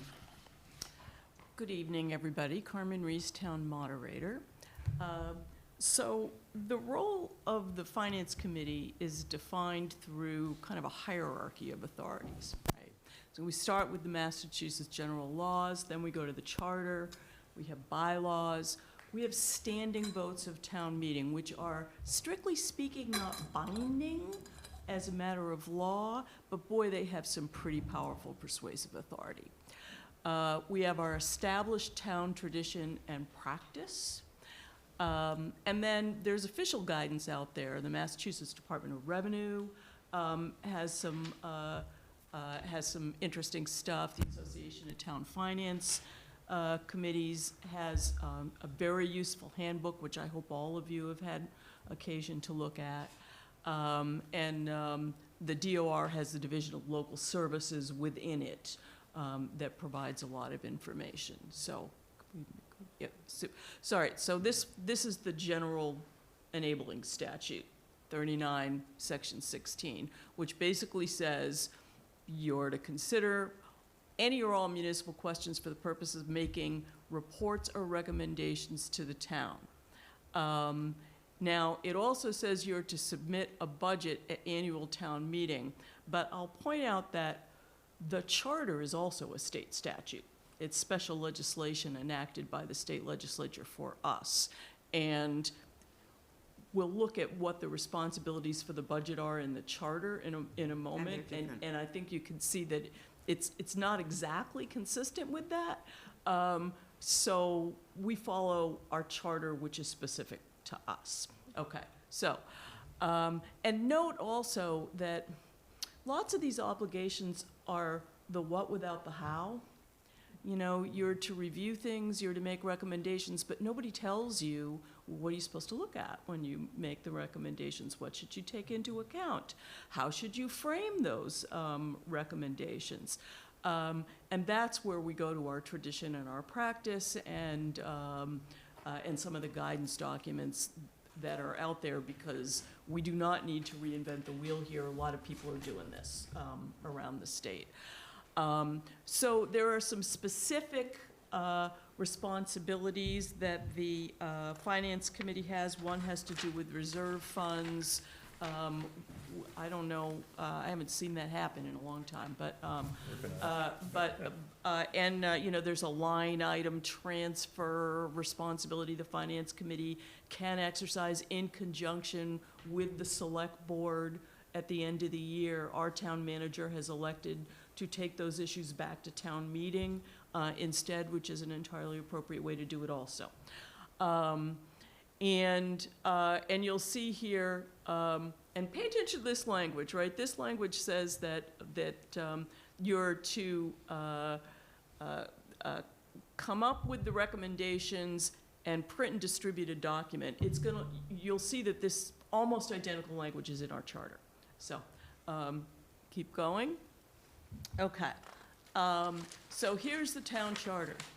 Town charter says that the moderator is supposed to appoint a finance committee. It doesn't say anything about the composition of this finance committee. That's in the bylaw. It says that the duties of all the boards and committees that are described in the charter will be as they are described in state law or in our bylaws. So the charter doesn't say anything more about what the responsibility of the finance committee is. So we'll roll on to the next one. Sorry, back one. Thank you. Okay. One more. Okay. There. Did I go back too far? No, I'm sorry. Forward two okay, now. Forward, all right. Okay, there we go. All right. Okay. The charter does say this: members of the finance committee can't belong to any other board, take any other kind of appointment in town. And you'll see when we look at the bylaw, which goes back to 1920, the charter only goes back to the 50s. That language is in the bylaw too. Okay, next. All right, so here's what the charter really does describe in a lot of detail. The charter created a strong town manager form of government for Concord. And so it lays out in a lot of detail what the responsibilities of the town manager are. And you can see, and by the way, one of the statutes we looked at earlier gives this particular responsibility to do this careful, detailed estimate to the town accountant. Our charter gives it to the town manager. Our charter is what governs for us. So this charges the town manager with doing these estimates, coming up with the budget, and then we'll go to the next part of this. And the town manager gives it to the select board. Then the select board is to think about it, make whatever recommendations they wish to make, and then they are to transmit that budget to each member of the finance committee. So, you know, in the 50s, I'll tell you what, when I joined the board of the select board 16 years ago, we were still having documents for the select board to review delivered to people's houses by the police in a police car. Okay, so we don't do that anymore. Most of this stuff is electronic, and it's not going to everybody's house. And the select board isn't doing it directly, town staff is doing it, right? But this is happening. Now, so it tells you that the budget goes to the finance committee. It does not say what the finance committee is supposed to do with that budget, right? Okay, so we look elsewhere. Here's our finance committee bylaw. Again, now this one tells us we're to have 15 members. Nobody's to serve more than 3 years. We're always supposed to have 15 members, and here's that language again, that nobody on the finance committee can be an officer or serve on any other board in town. Okay. Also, belated happy birthday to everybody. You're over 19. Yeah, we're 100 years, a little more than 100 years. Yeah, that's true. That's, yeah. Great. Okay. And then this provides that you're supposed to elect your chair and get organized as soon as you can after town meeting. Okay, next. All right, now, here's the specific charge to the finance committee where you're supposed to look at every article in the warrant that has a financial impact, basically, and make a recommendation on it. And the recommendations, you hold public hearings, make recommendations, recommendations are in print. We get this out a whole lot more than 7 days ahead of the meeting, thank goodness. But there it is. So you'll see in some towns, finance committees prepare the budget. In some towns, finance committees move the budget articles. Ours doesn't say that. Okay, go on. Here's a couple of our standing votes, and you know, it's totally possible there are more that have been lost to, you know, posterity. But here's one. This one comes from 1976. This is the source of the Finance Committee's responsibility to create budget guidelines, okay? And then the next one is from 2011. This was a citizen petition, and this gave the Finance Committee the responsibility to create 5-year projections. And again, those are not binding, but they're strongly persuasive authority, and this Finance Committee and all the ones before you that came after these votes have all just folded that into their practice and procedure. Okay, so. And Carmen, next. just, I think one of the standing votes that had slipped through the cracks, but we honor it, change the due date of our recommendations. I think that was done by a town meeting vote, so that we would. I actually think that may have been an amendment to the bylaw. Was it? Okay, because the date did change at some Yeah. point to bring it in line with town meeting schedules. Right, Yeah. right. Okay. Yeah, that's where, you know, so I hope I don't have an old copy of the bylaw that's up here, right? It's possible. Came from the website, but you never know. Okay. All right, so, and then we have a bunch of traditions and practices, right? We've got 3 budget units. You are intimately involved in the development of those budgets over months, starting at the end of the summer, coming through to the hearings. You have a subcommittee, you develop and publish your guidelines for the budget units.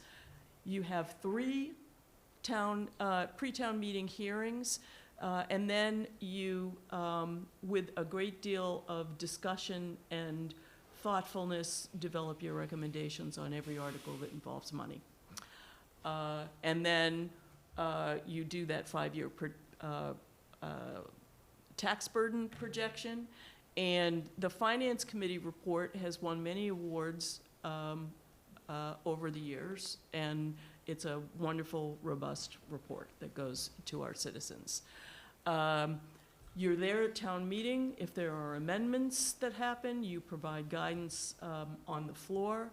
And then throughout the year, you're observing and advising boards and committees that deal with money in one way or another. Okay. So there is this charge floating around out there. It's actually on your website, and I've recently had a conversation about making that go away. But it was issued 50 years ago. And I did check with town council on it. It was issued without legal authority. There was no authority for the select board to promulgate a charge to the Finance Committee. The Finance Committee is already charged in the Finance Committee bylaw. And in addition to it not having the force of law, it's 55 years old. And there are some things in there that just are inapposite today. For example, the snow and ice stuff, that's not law anymore. It's one of the things that the town manager has authority to overspend on per state statute. The Finance Committee doesn't get involved in it. But that didn't used to be true when this was promulgated in 1970. That law changed in 1971. And the Finance Committee does not any longer get involved in advising the Select Board on exempting contracts from competitive bidding requirements in emergency situations, right? We have professional staff that deals with procurement, right? So here's Mass Department of Revenue guidance. Fiscal watchdog, official fiscal watchdog, and we'll see that again when we get to the Association of Town Finance Committees. Importantly, the Finance Committee is a representative group of taxpayers. You are voters. You are, it's sometimes been described as being like the Ways and Means Committee of the federal legislature. Except they're made up of elected officials, and we are not elected. You are not elected, that is true. So your primary duties are advising and making recommendations to town meeting, But because you're involved in the development of the budgets as it goes along, you definitely have an impact on the development of the budgets as they are developed. And that's part of the point of the Finance Committee and acting as the watchdog for the taxpayers in town. Okay, so we'll go to the Association of Town Finance Committees. There it is again, official fiscal watchdog. And note the association's observation that the state statutory authority of the Finance Committee does not vary from community to community, but the role and process does. Every town does it a little differently. So whether or not the Finance Committee prepares the budget, the Finance Committee is responsible for recommendations and a report that provides analysis, explanations, and justifications for the recommendations. And, you know, really the point is no taxpayer, no person who goes to open town meeting has the time and the energy or the focus to understand all this stuff at the level that you all understand it at. And that's what you're doing for all of your fellow citizens, and you're writing that report that puts it out there for them. And then you're standing up in town meeting, making recommendations and explaining why you've taken the position you've taken. Okay, and the next one. So I did a little poll in my moderator chat line just to kind of find out, like, well, what's your Finance Committee doing? All right, so, okay, Plainfield, population 623. Finance Committee there develops the capital and the operating budget, and they deliver them at town meeting. And I'm guessing they don't have a whole lot of town staff. That would be my guess. Unless Norfolk, the whole population of the town is made up of town staff. Yeah, right? Yeah. Norfolk, the select board drafts their budget, but the Finance Committee, under their bylaw, is the one that makes the main motion at town meeting.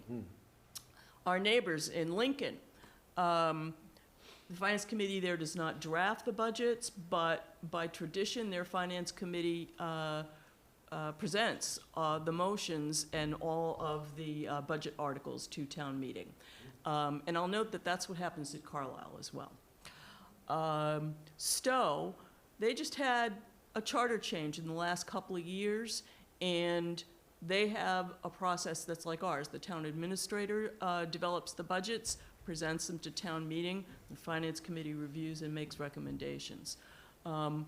Westboro, town manager creates and submits the budget. The Finance Committee does make the motions there on budget articles, and that's tradition in Westboro.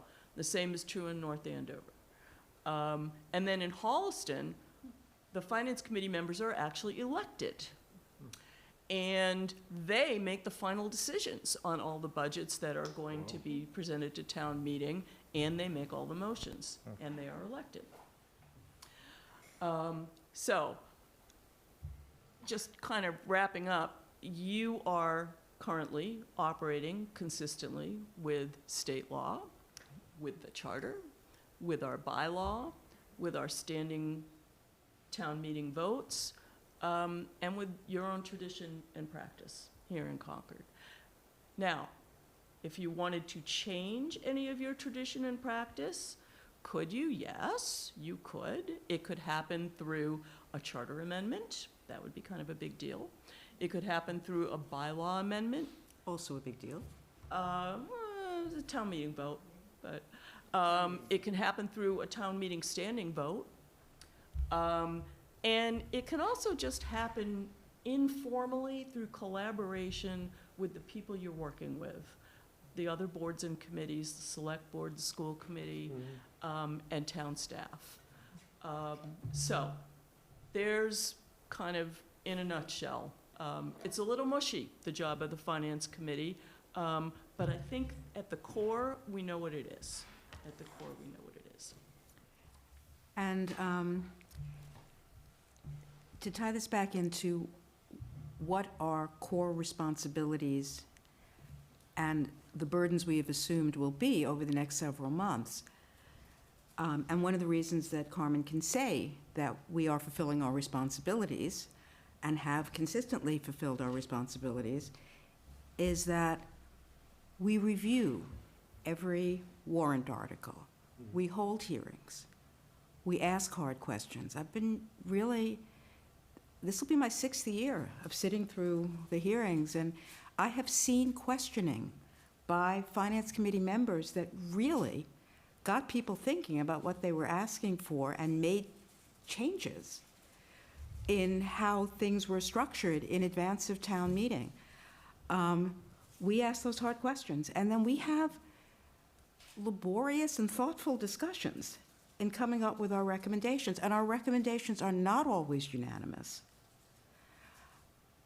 But we have developed a practice over the last several years of making sure that if we haven't reached unanimity, we are very responsible in presenting to town meeting in our report the diverse viewpoints that supported the votes in favor of town meeting taking action and the votes supporting no action.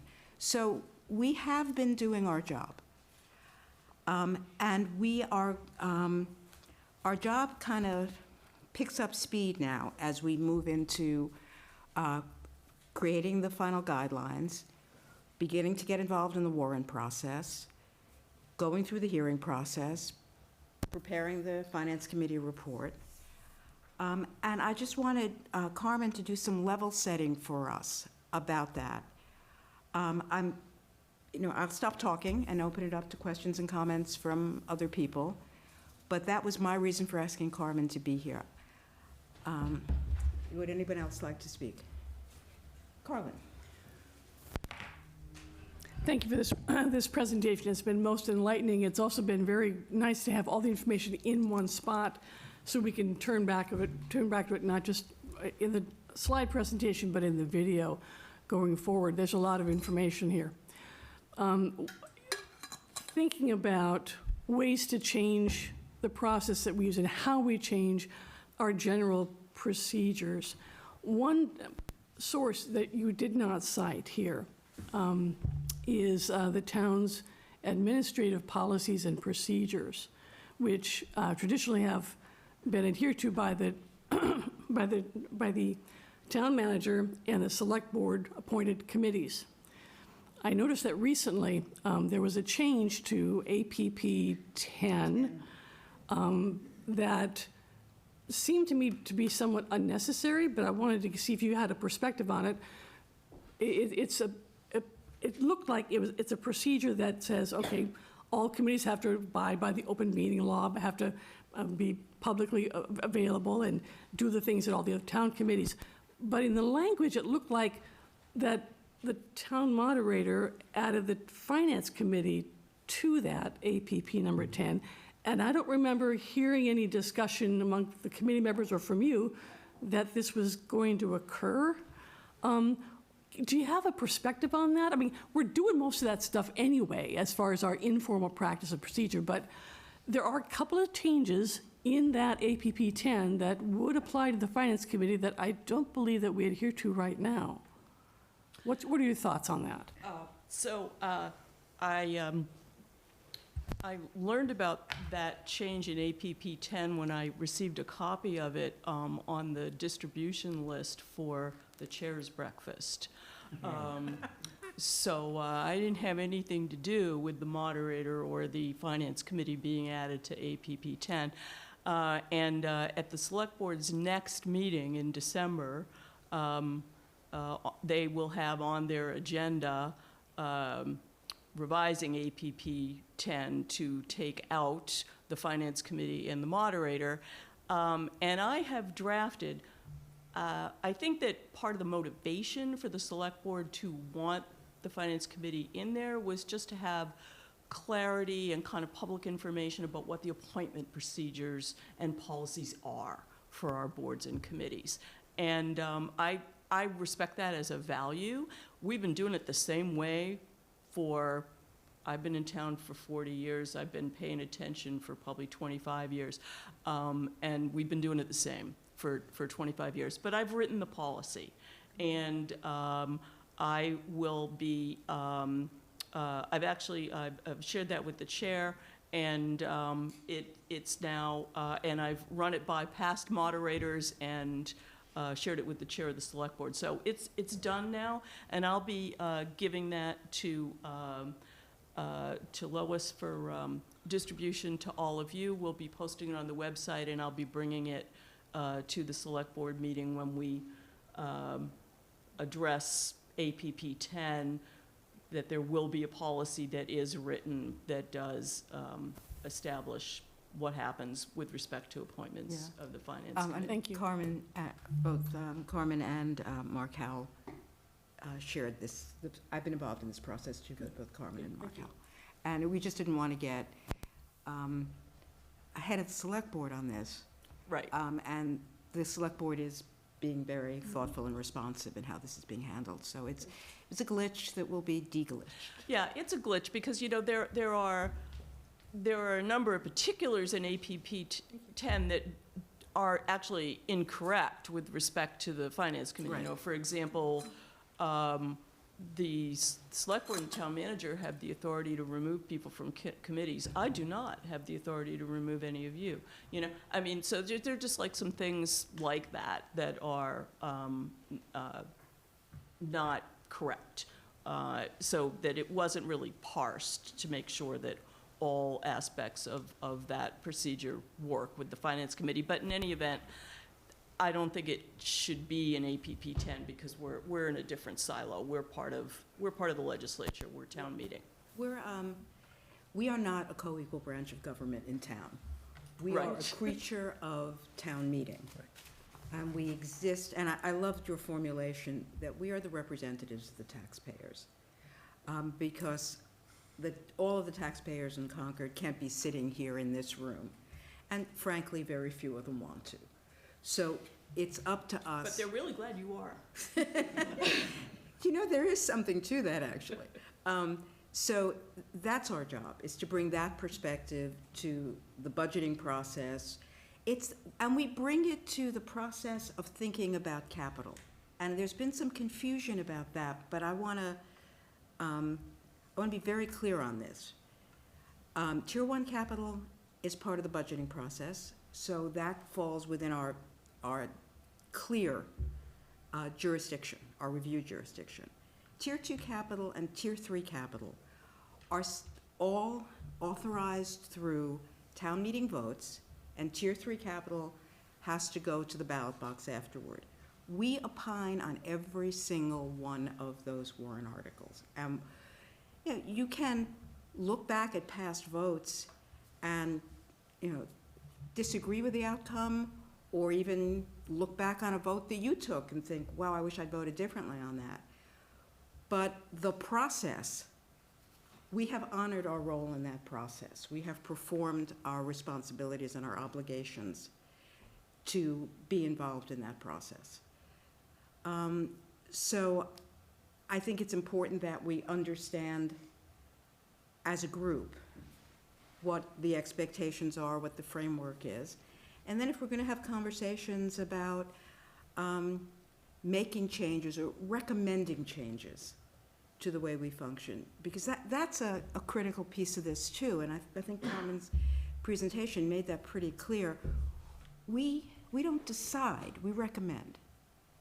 We tell town meeting what we think and why, and we analyze the issues before us from that perspective, from the perspective that we are engaged citizens in town. But it's up to town meeting to decide. You know, if we decided, and we didn't, I don't think, but if we decided to recommend against the amenities building, and town meeting decided to vote for it, oh well. You know, we told them what we thought. We made our recommendation. Town meeting heard us, had the opportunity to read our thoughts on the matter, came to a different conclusion. So I will say that I've talked to various members individually of the Finance Committee in the past who have felt frustrated when they've put a huge amount of work into thinking through an issue, made a recommendation which they felt was powerfully reasoned, and town meeting has ignored them. And I don't think there should ever be frustration for you when that happens, because what you have done for them is enabled them to make their decisions with their eyes open. So they understand the cost that they're paying, the trade-off that they're paying. And that's what really matters, I think. You know, people are entitled to make the choice that they want, but they should do it with their eyes open. Yeah. And you are making sure that everybody's eyes are open. And that's the job. That is the job. Does, any other questions? Don? Yeah. Carmen, thank you so much for this.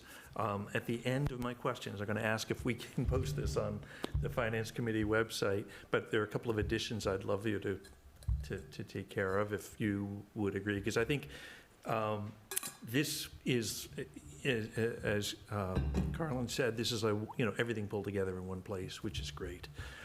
One of them is enterprise funds. Say it again? Enterprise funds, it's been unclear to me whether we have, do we look at them, do we not? We do recommend a vote on the budgets, but last year we didn't even get the budgets to review, and it's a little uncomfortable feeling. Yeah. And I don't know, I know that an enterprise fund was created, that enabling legislation came in the 80s, and nothing in our charter deals with that. And it is just a separate accounting mechanism. It's still town operations. So I would think by default we have responsibilities. That one's a really interesting question, Don. I don't know what other towns are doing with respect to enterprise funds. Certainly, when an enterprise fund has a borrowing, whenever they've got something that's on the warrant that involves money, that's something the Finance Committee should be giving advice on.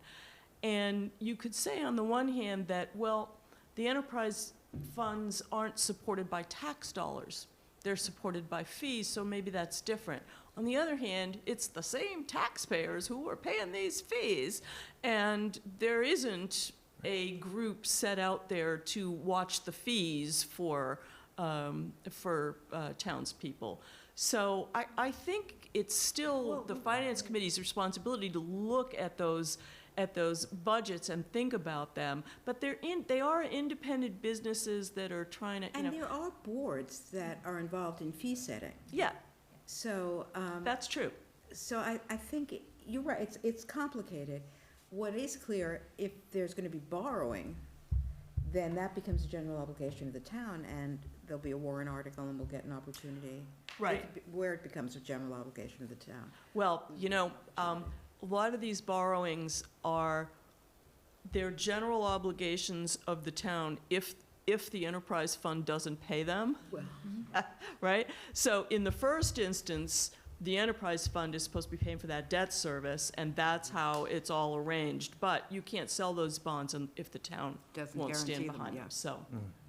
Okay, so you actually touched on my second question with that answer, which is, I've seen in the past that sometimes when the funding source wasn't the levy, but rather it was not the levy, in other words, it was being funded by a reserve release or by a transfer from an enterprise fund, that it was outside of the Finance Committee's responsibilities. No.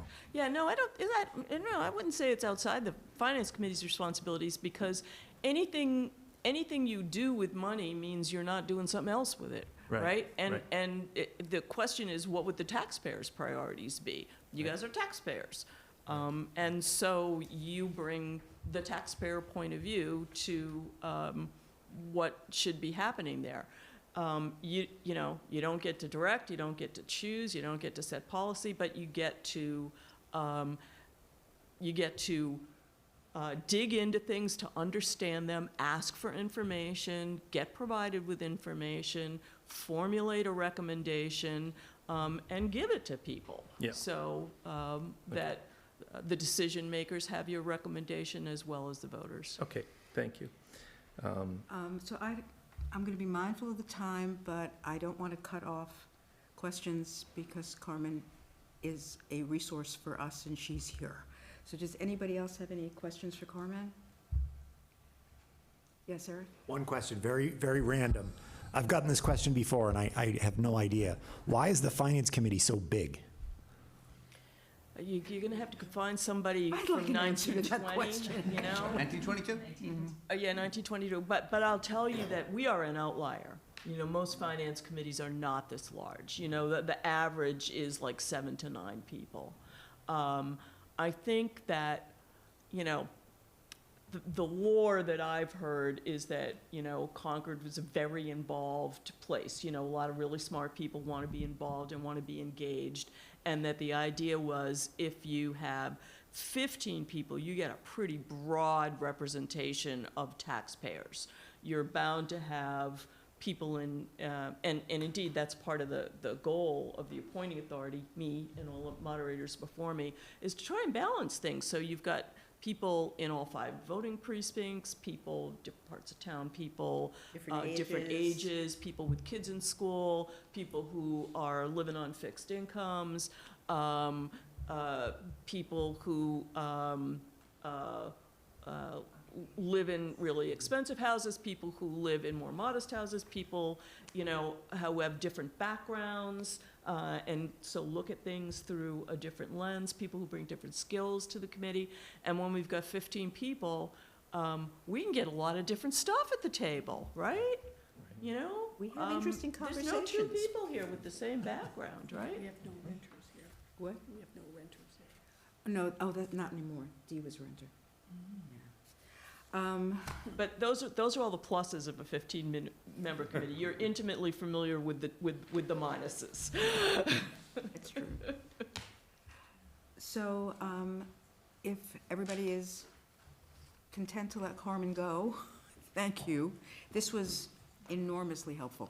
It really was. I think it's going to help us understand and frame our work and do it better for the rest of this fiscal year. So Well, thank you. on behalf of myself and every other taxpayer in Concord, thank you all for what you're doing.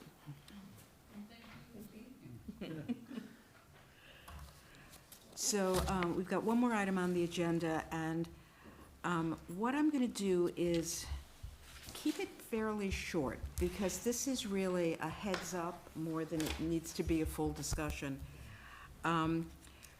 You have heard mention at every meeting lately about the financial policy work group, and hot off the presses, without being fully proofread, and with the kind of inconsistencies about defined terms that makes me have flashbacks to when I actually practiced law, and that's on me because I was the one who did the last draft.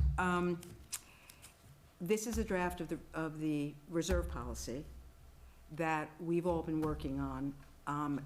Most of the people here, except people who joined the committee after the last town meeting, will recall the genesis of this. The process by which this was developed was a very constructive one, and actually the whole committee's here. Ryan and now Jennifer and Wendy and Don and I. We began by defining the terms, looking at policies, really doing some work to gather policies from towns that had things in common with Concord, and discovered a real diversity of approaches. So this is the first attempt.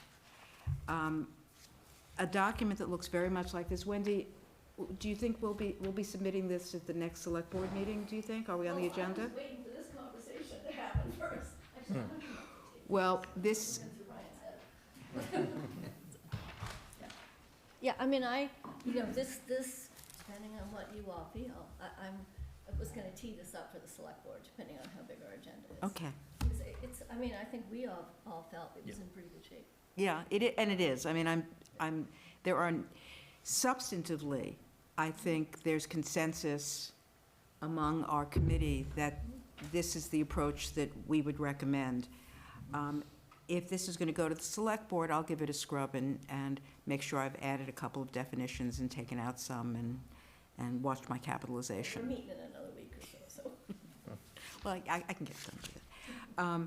but we can walk through it briefly now, or people can review it at their leisure. And Have people read it? I mean, I think we it should was go through it. distributed with the packet, so people have had the opportunity to read it.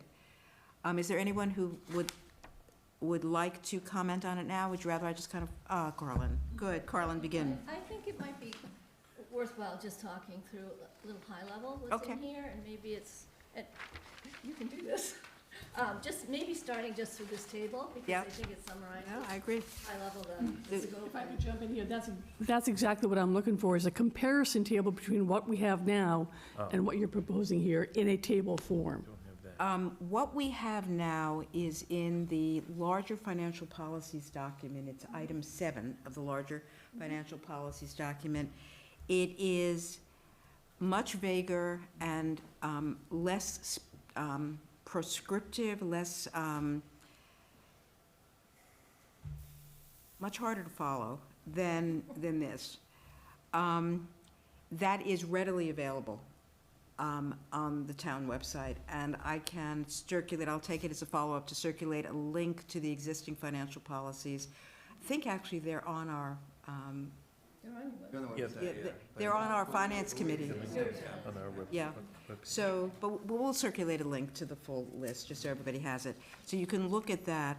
These are much closer in terms of their, the way they're drafted, to the newer policies that we looked at when we were looking at town policies that had been revised more recently than our policy had been.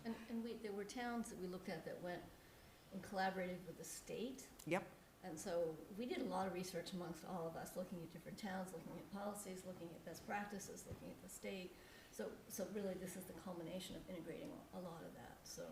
So what we began, there's a preamble that states some basic definitions. It distinguishes between general stabilization funds and special purpose stabilization funds. The terminology is drawn from the underlying statutes and guidance.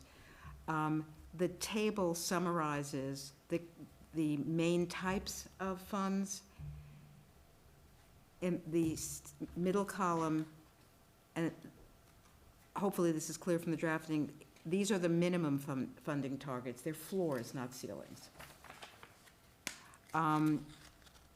And the final column in that table at the top of page 2 it's illustrative, not exhaustive, because the underlying law does give us the ability, gives towns the ability to create reserve funds for a lot of different purposes. So we wanted to be clear about the kinds of things we think are important and should be covered, but not tie the hands of future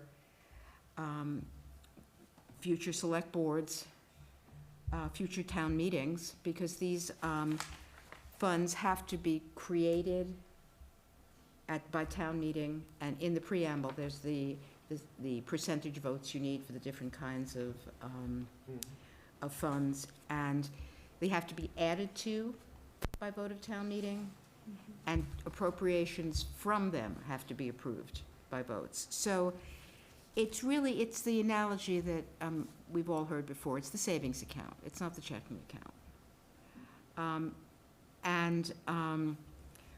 One of the things that we covered that we pulled in here, which is a reflection of our past practice, was the overlay surplus. People who've been on the committee for a while will remember that the overlay surplus became an important source of funding for the middle school stabilization fund that is, as we speak, leveling out some of our taxes, some of the tax increase caused by the borrowing for the middle school. So these are intended to be guidelines for future decision-making. It's worth mentioning that the current finance guidelines, sort of, you may all remember this, it pretty much says that you can accumulate a target of up to 10% of the budget for free cash, and after that time is when you want to consider moving funds into stabilization or using funds in other ways. So part of the idea on these floors is to set what some of those floors are. We don't want to be going too low anywhere. But the other thing that came up was that when we look at best practices, and you'll all remember this from last year, this concept of general stabilization, and the state makes recommendations that you really ought to have 5 to 8% of your budget in general stabilization. And we talked a little bit about general stabilization and free cash, and I won't say anything more about free cash. But what we talked about was the combination of free cash and general stabilization together is where you want to sort of talk about 10%. So you see a floor in here, and then you see language where we said, if the combination of those two together go beyond 10%, then we sort of issue some opportunity for the Yeah, exactly. disposition of those funds. So that was new in here. The other thing, this annual reserve fund, I think the finance, it's typically been, what, $200,000? Yeah, it's years and years. That's But what we said was, we should have a target, but we're allowing Brian to do a little more work on that one. Yeah. Right, so it's not intended to be TV forever, but I think there'll be more work on that one. One thing, so I like the table, and I think a lot of people will find something like a table to be very useful. One thing that I was thinking could maybe enhance the table is another column that talks about, like, what, why you would choose, why free cash, what's the difference between free cash and a general stabilization, right? So you need a vote to, 2/3 vote to get money out of general stabilization, whereas free cash, once certified, you have flexibility, right? I guess some of those like nuances, they're in the text, I know, But that's a good idea. kind of calling out those things, maybe that's, if people are only going to, if the bridge can only publish a table, like, what are the highlights that they want to call out? That's a good idea. I don't know, we can think about whether or not it goes into the table. It certainly could be incorporated into the preamble, or stated in any kind of transmitting document for this. One of the things that needs to be integrated into the document a little bit better is Ryan pulled for us a bunch of standard definitions for municipal finance, and right now it sits in the back as a glossary. We can both expand that and pare it down so that it ties directly into the terms as they're used in the document. So I think a combination of maybe being careful with the defined terms so they reflect what's in the glossary, and a little bit more of a robust discussion in the preamble distinguishing between the different kinds might address what you're saying. And we also, this is my pet peeve on defining free cash, but this also, for me, we talked about the need for more general stabilization, and I still have a question about Right. the benefits of general stabilization over free cash, where you can invest perhaps that fund a little Yeah. bit. We have not gotten to the answer. We've not finished that Yeah, discussion. we have to work on that. Parking lot, but that's important.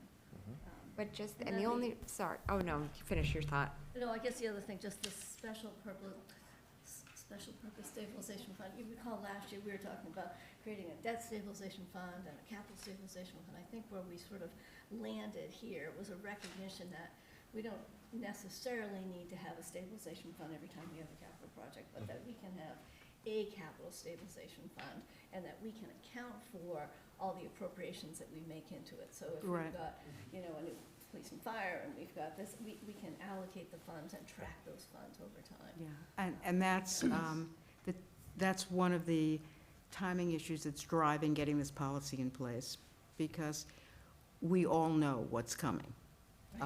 The land use working group, MCI Concord, there's going to be a lot of opportunities potentially to invest a lot of capital in the relatively foreseeable future to provide for some pretty specific needs. And if we can have a framework so that we can start preparing ourselves for that, doing a little saving now or over the next couple of fiscal years, that will soften things over the longer term. Carlin? I think this is really important work, and in drafting our Finance Committee report, I'm going to propose that we have a section that summarizes key points from this document to insert it. I think that's great. That's good? Okay. Yeah, I think we will know where the select board is on this before the FinCom report is going to press. So if the select board, remember, this is a document being prepared by a work group.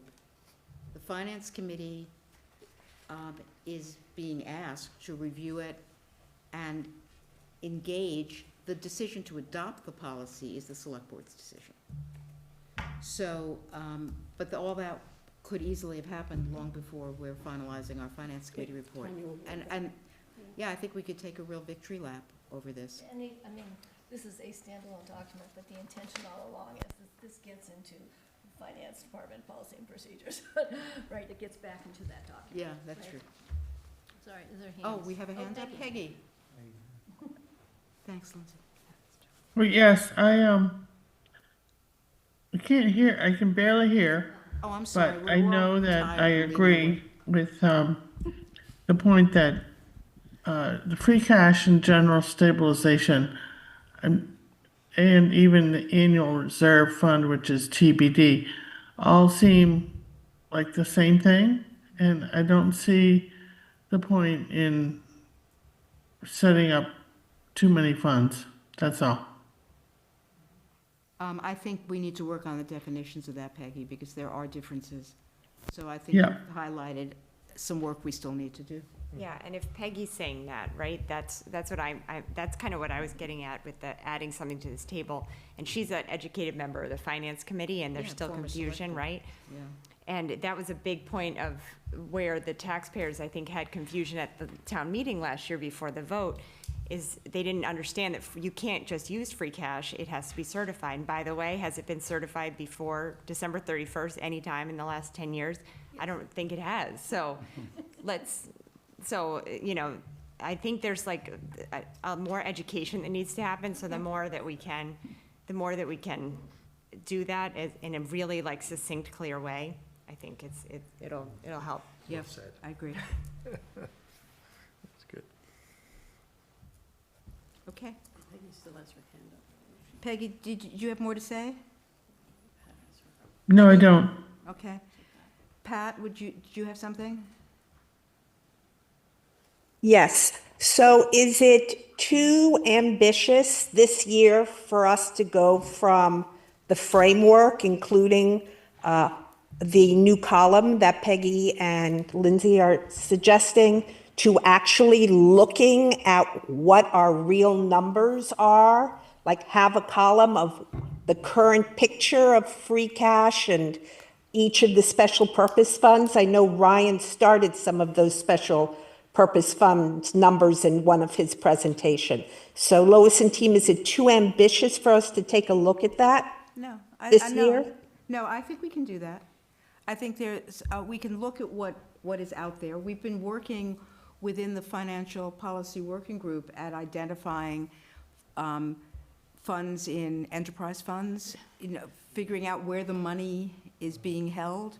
No, I think that's a good goal. I don't think that's too ambitious. Make sure it's okay with Jennifer, too. You know, Great. remember I'd the love other- to see that. Maybe we have a lot of funds we were talking about, just remember, and I think this committee saw, Ryan, you walked through all the revolving funds, the Yeah, that was- stabilization funds. yeah. We started to look at all of them and started to talk about, we should be looking at these every year. Should there be a policy about looking Yeah. at them? And we sort of said, wait a minute. Yeah. For this reserve policy, we just stuck to these here because they Right. were the most relevant, but.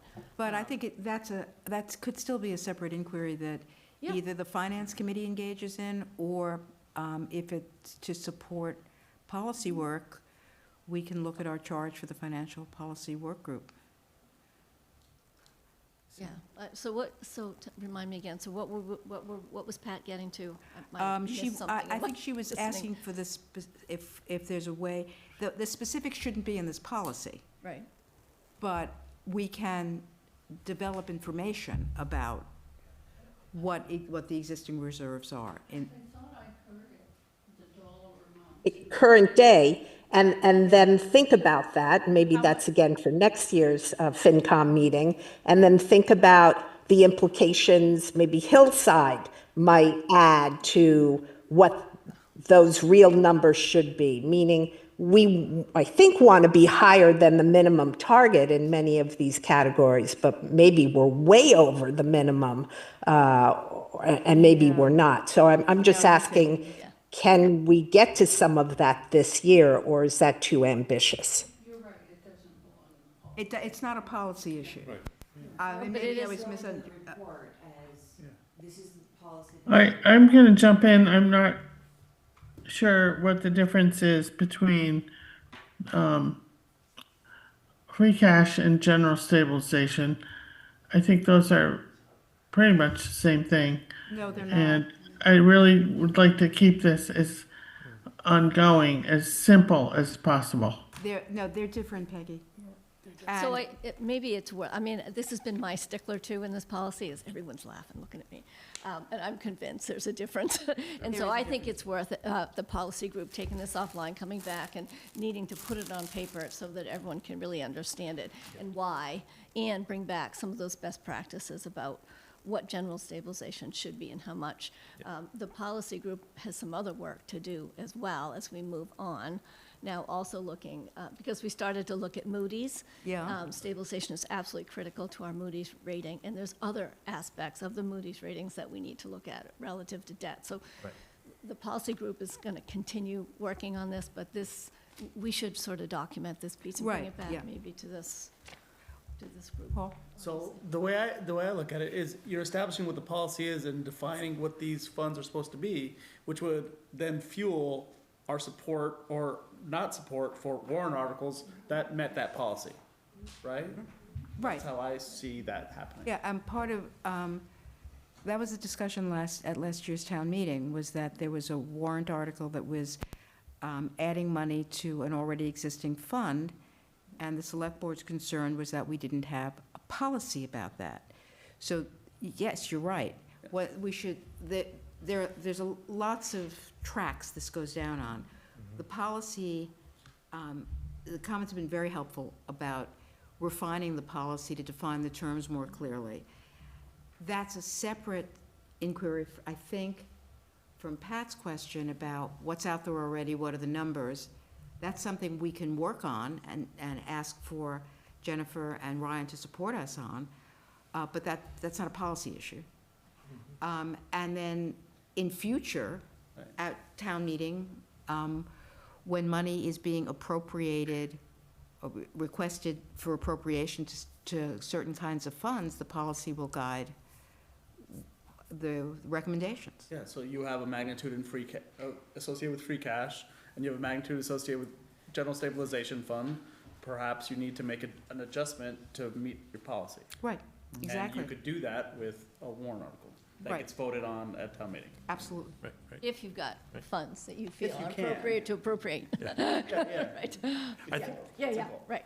I just wanted to throw out a bone to the Minuteman presentation. I was so jealous to see they have a 20-year capital plan, and they're making an appropriation, and everything, of course, it's a one building or one campus. But that's kind of where you want to end up, that you're appropriating money for that. Yeah. Yes, that's- yes, yeah, I was yes, gonna say, exactly. Yeah, They yeah, started yeah. from square one. Yeah, I know. Anyway, but that's the idea, yeah. So where are we leaving this? We will work on making some changes. Oh, Paul, I'm sorry. I'm sorry, just a quick question. Aren't there differences how and when these funds can be accessed? Yes. Yes, that's the Yes. That's the point that we need to. Yes. And the differences between when you can access, and the votes that are required to access general purpose stabilization or special purpose stabilization are in the preamble. What we need to do is incorporate information about free cash, because that has its own set of rules, which we will do, because that was very useful. Make sure emergency funds can be accessed. Right, exactly. Emergency. Right, Oh, right. I'm laughing. Great idea. My pet peeve. So, it's almost 9 o'clock. The two major follow-ups I have from today are get us an invitation to tour Minuteman Tech and get more cookies, and doing revisions. We'll take this feedback from the Finance Committee back to our Financial Policy Work Group and do another run at the policy itself. And we can talk about timing of all that. We can have something ready for Finance Committee to look at on December 11th at our next meeting, but our next meeting is going to be a pretty heavy meeting again.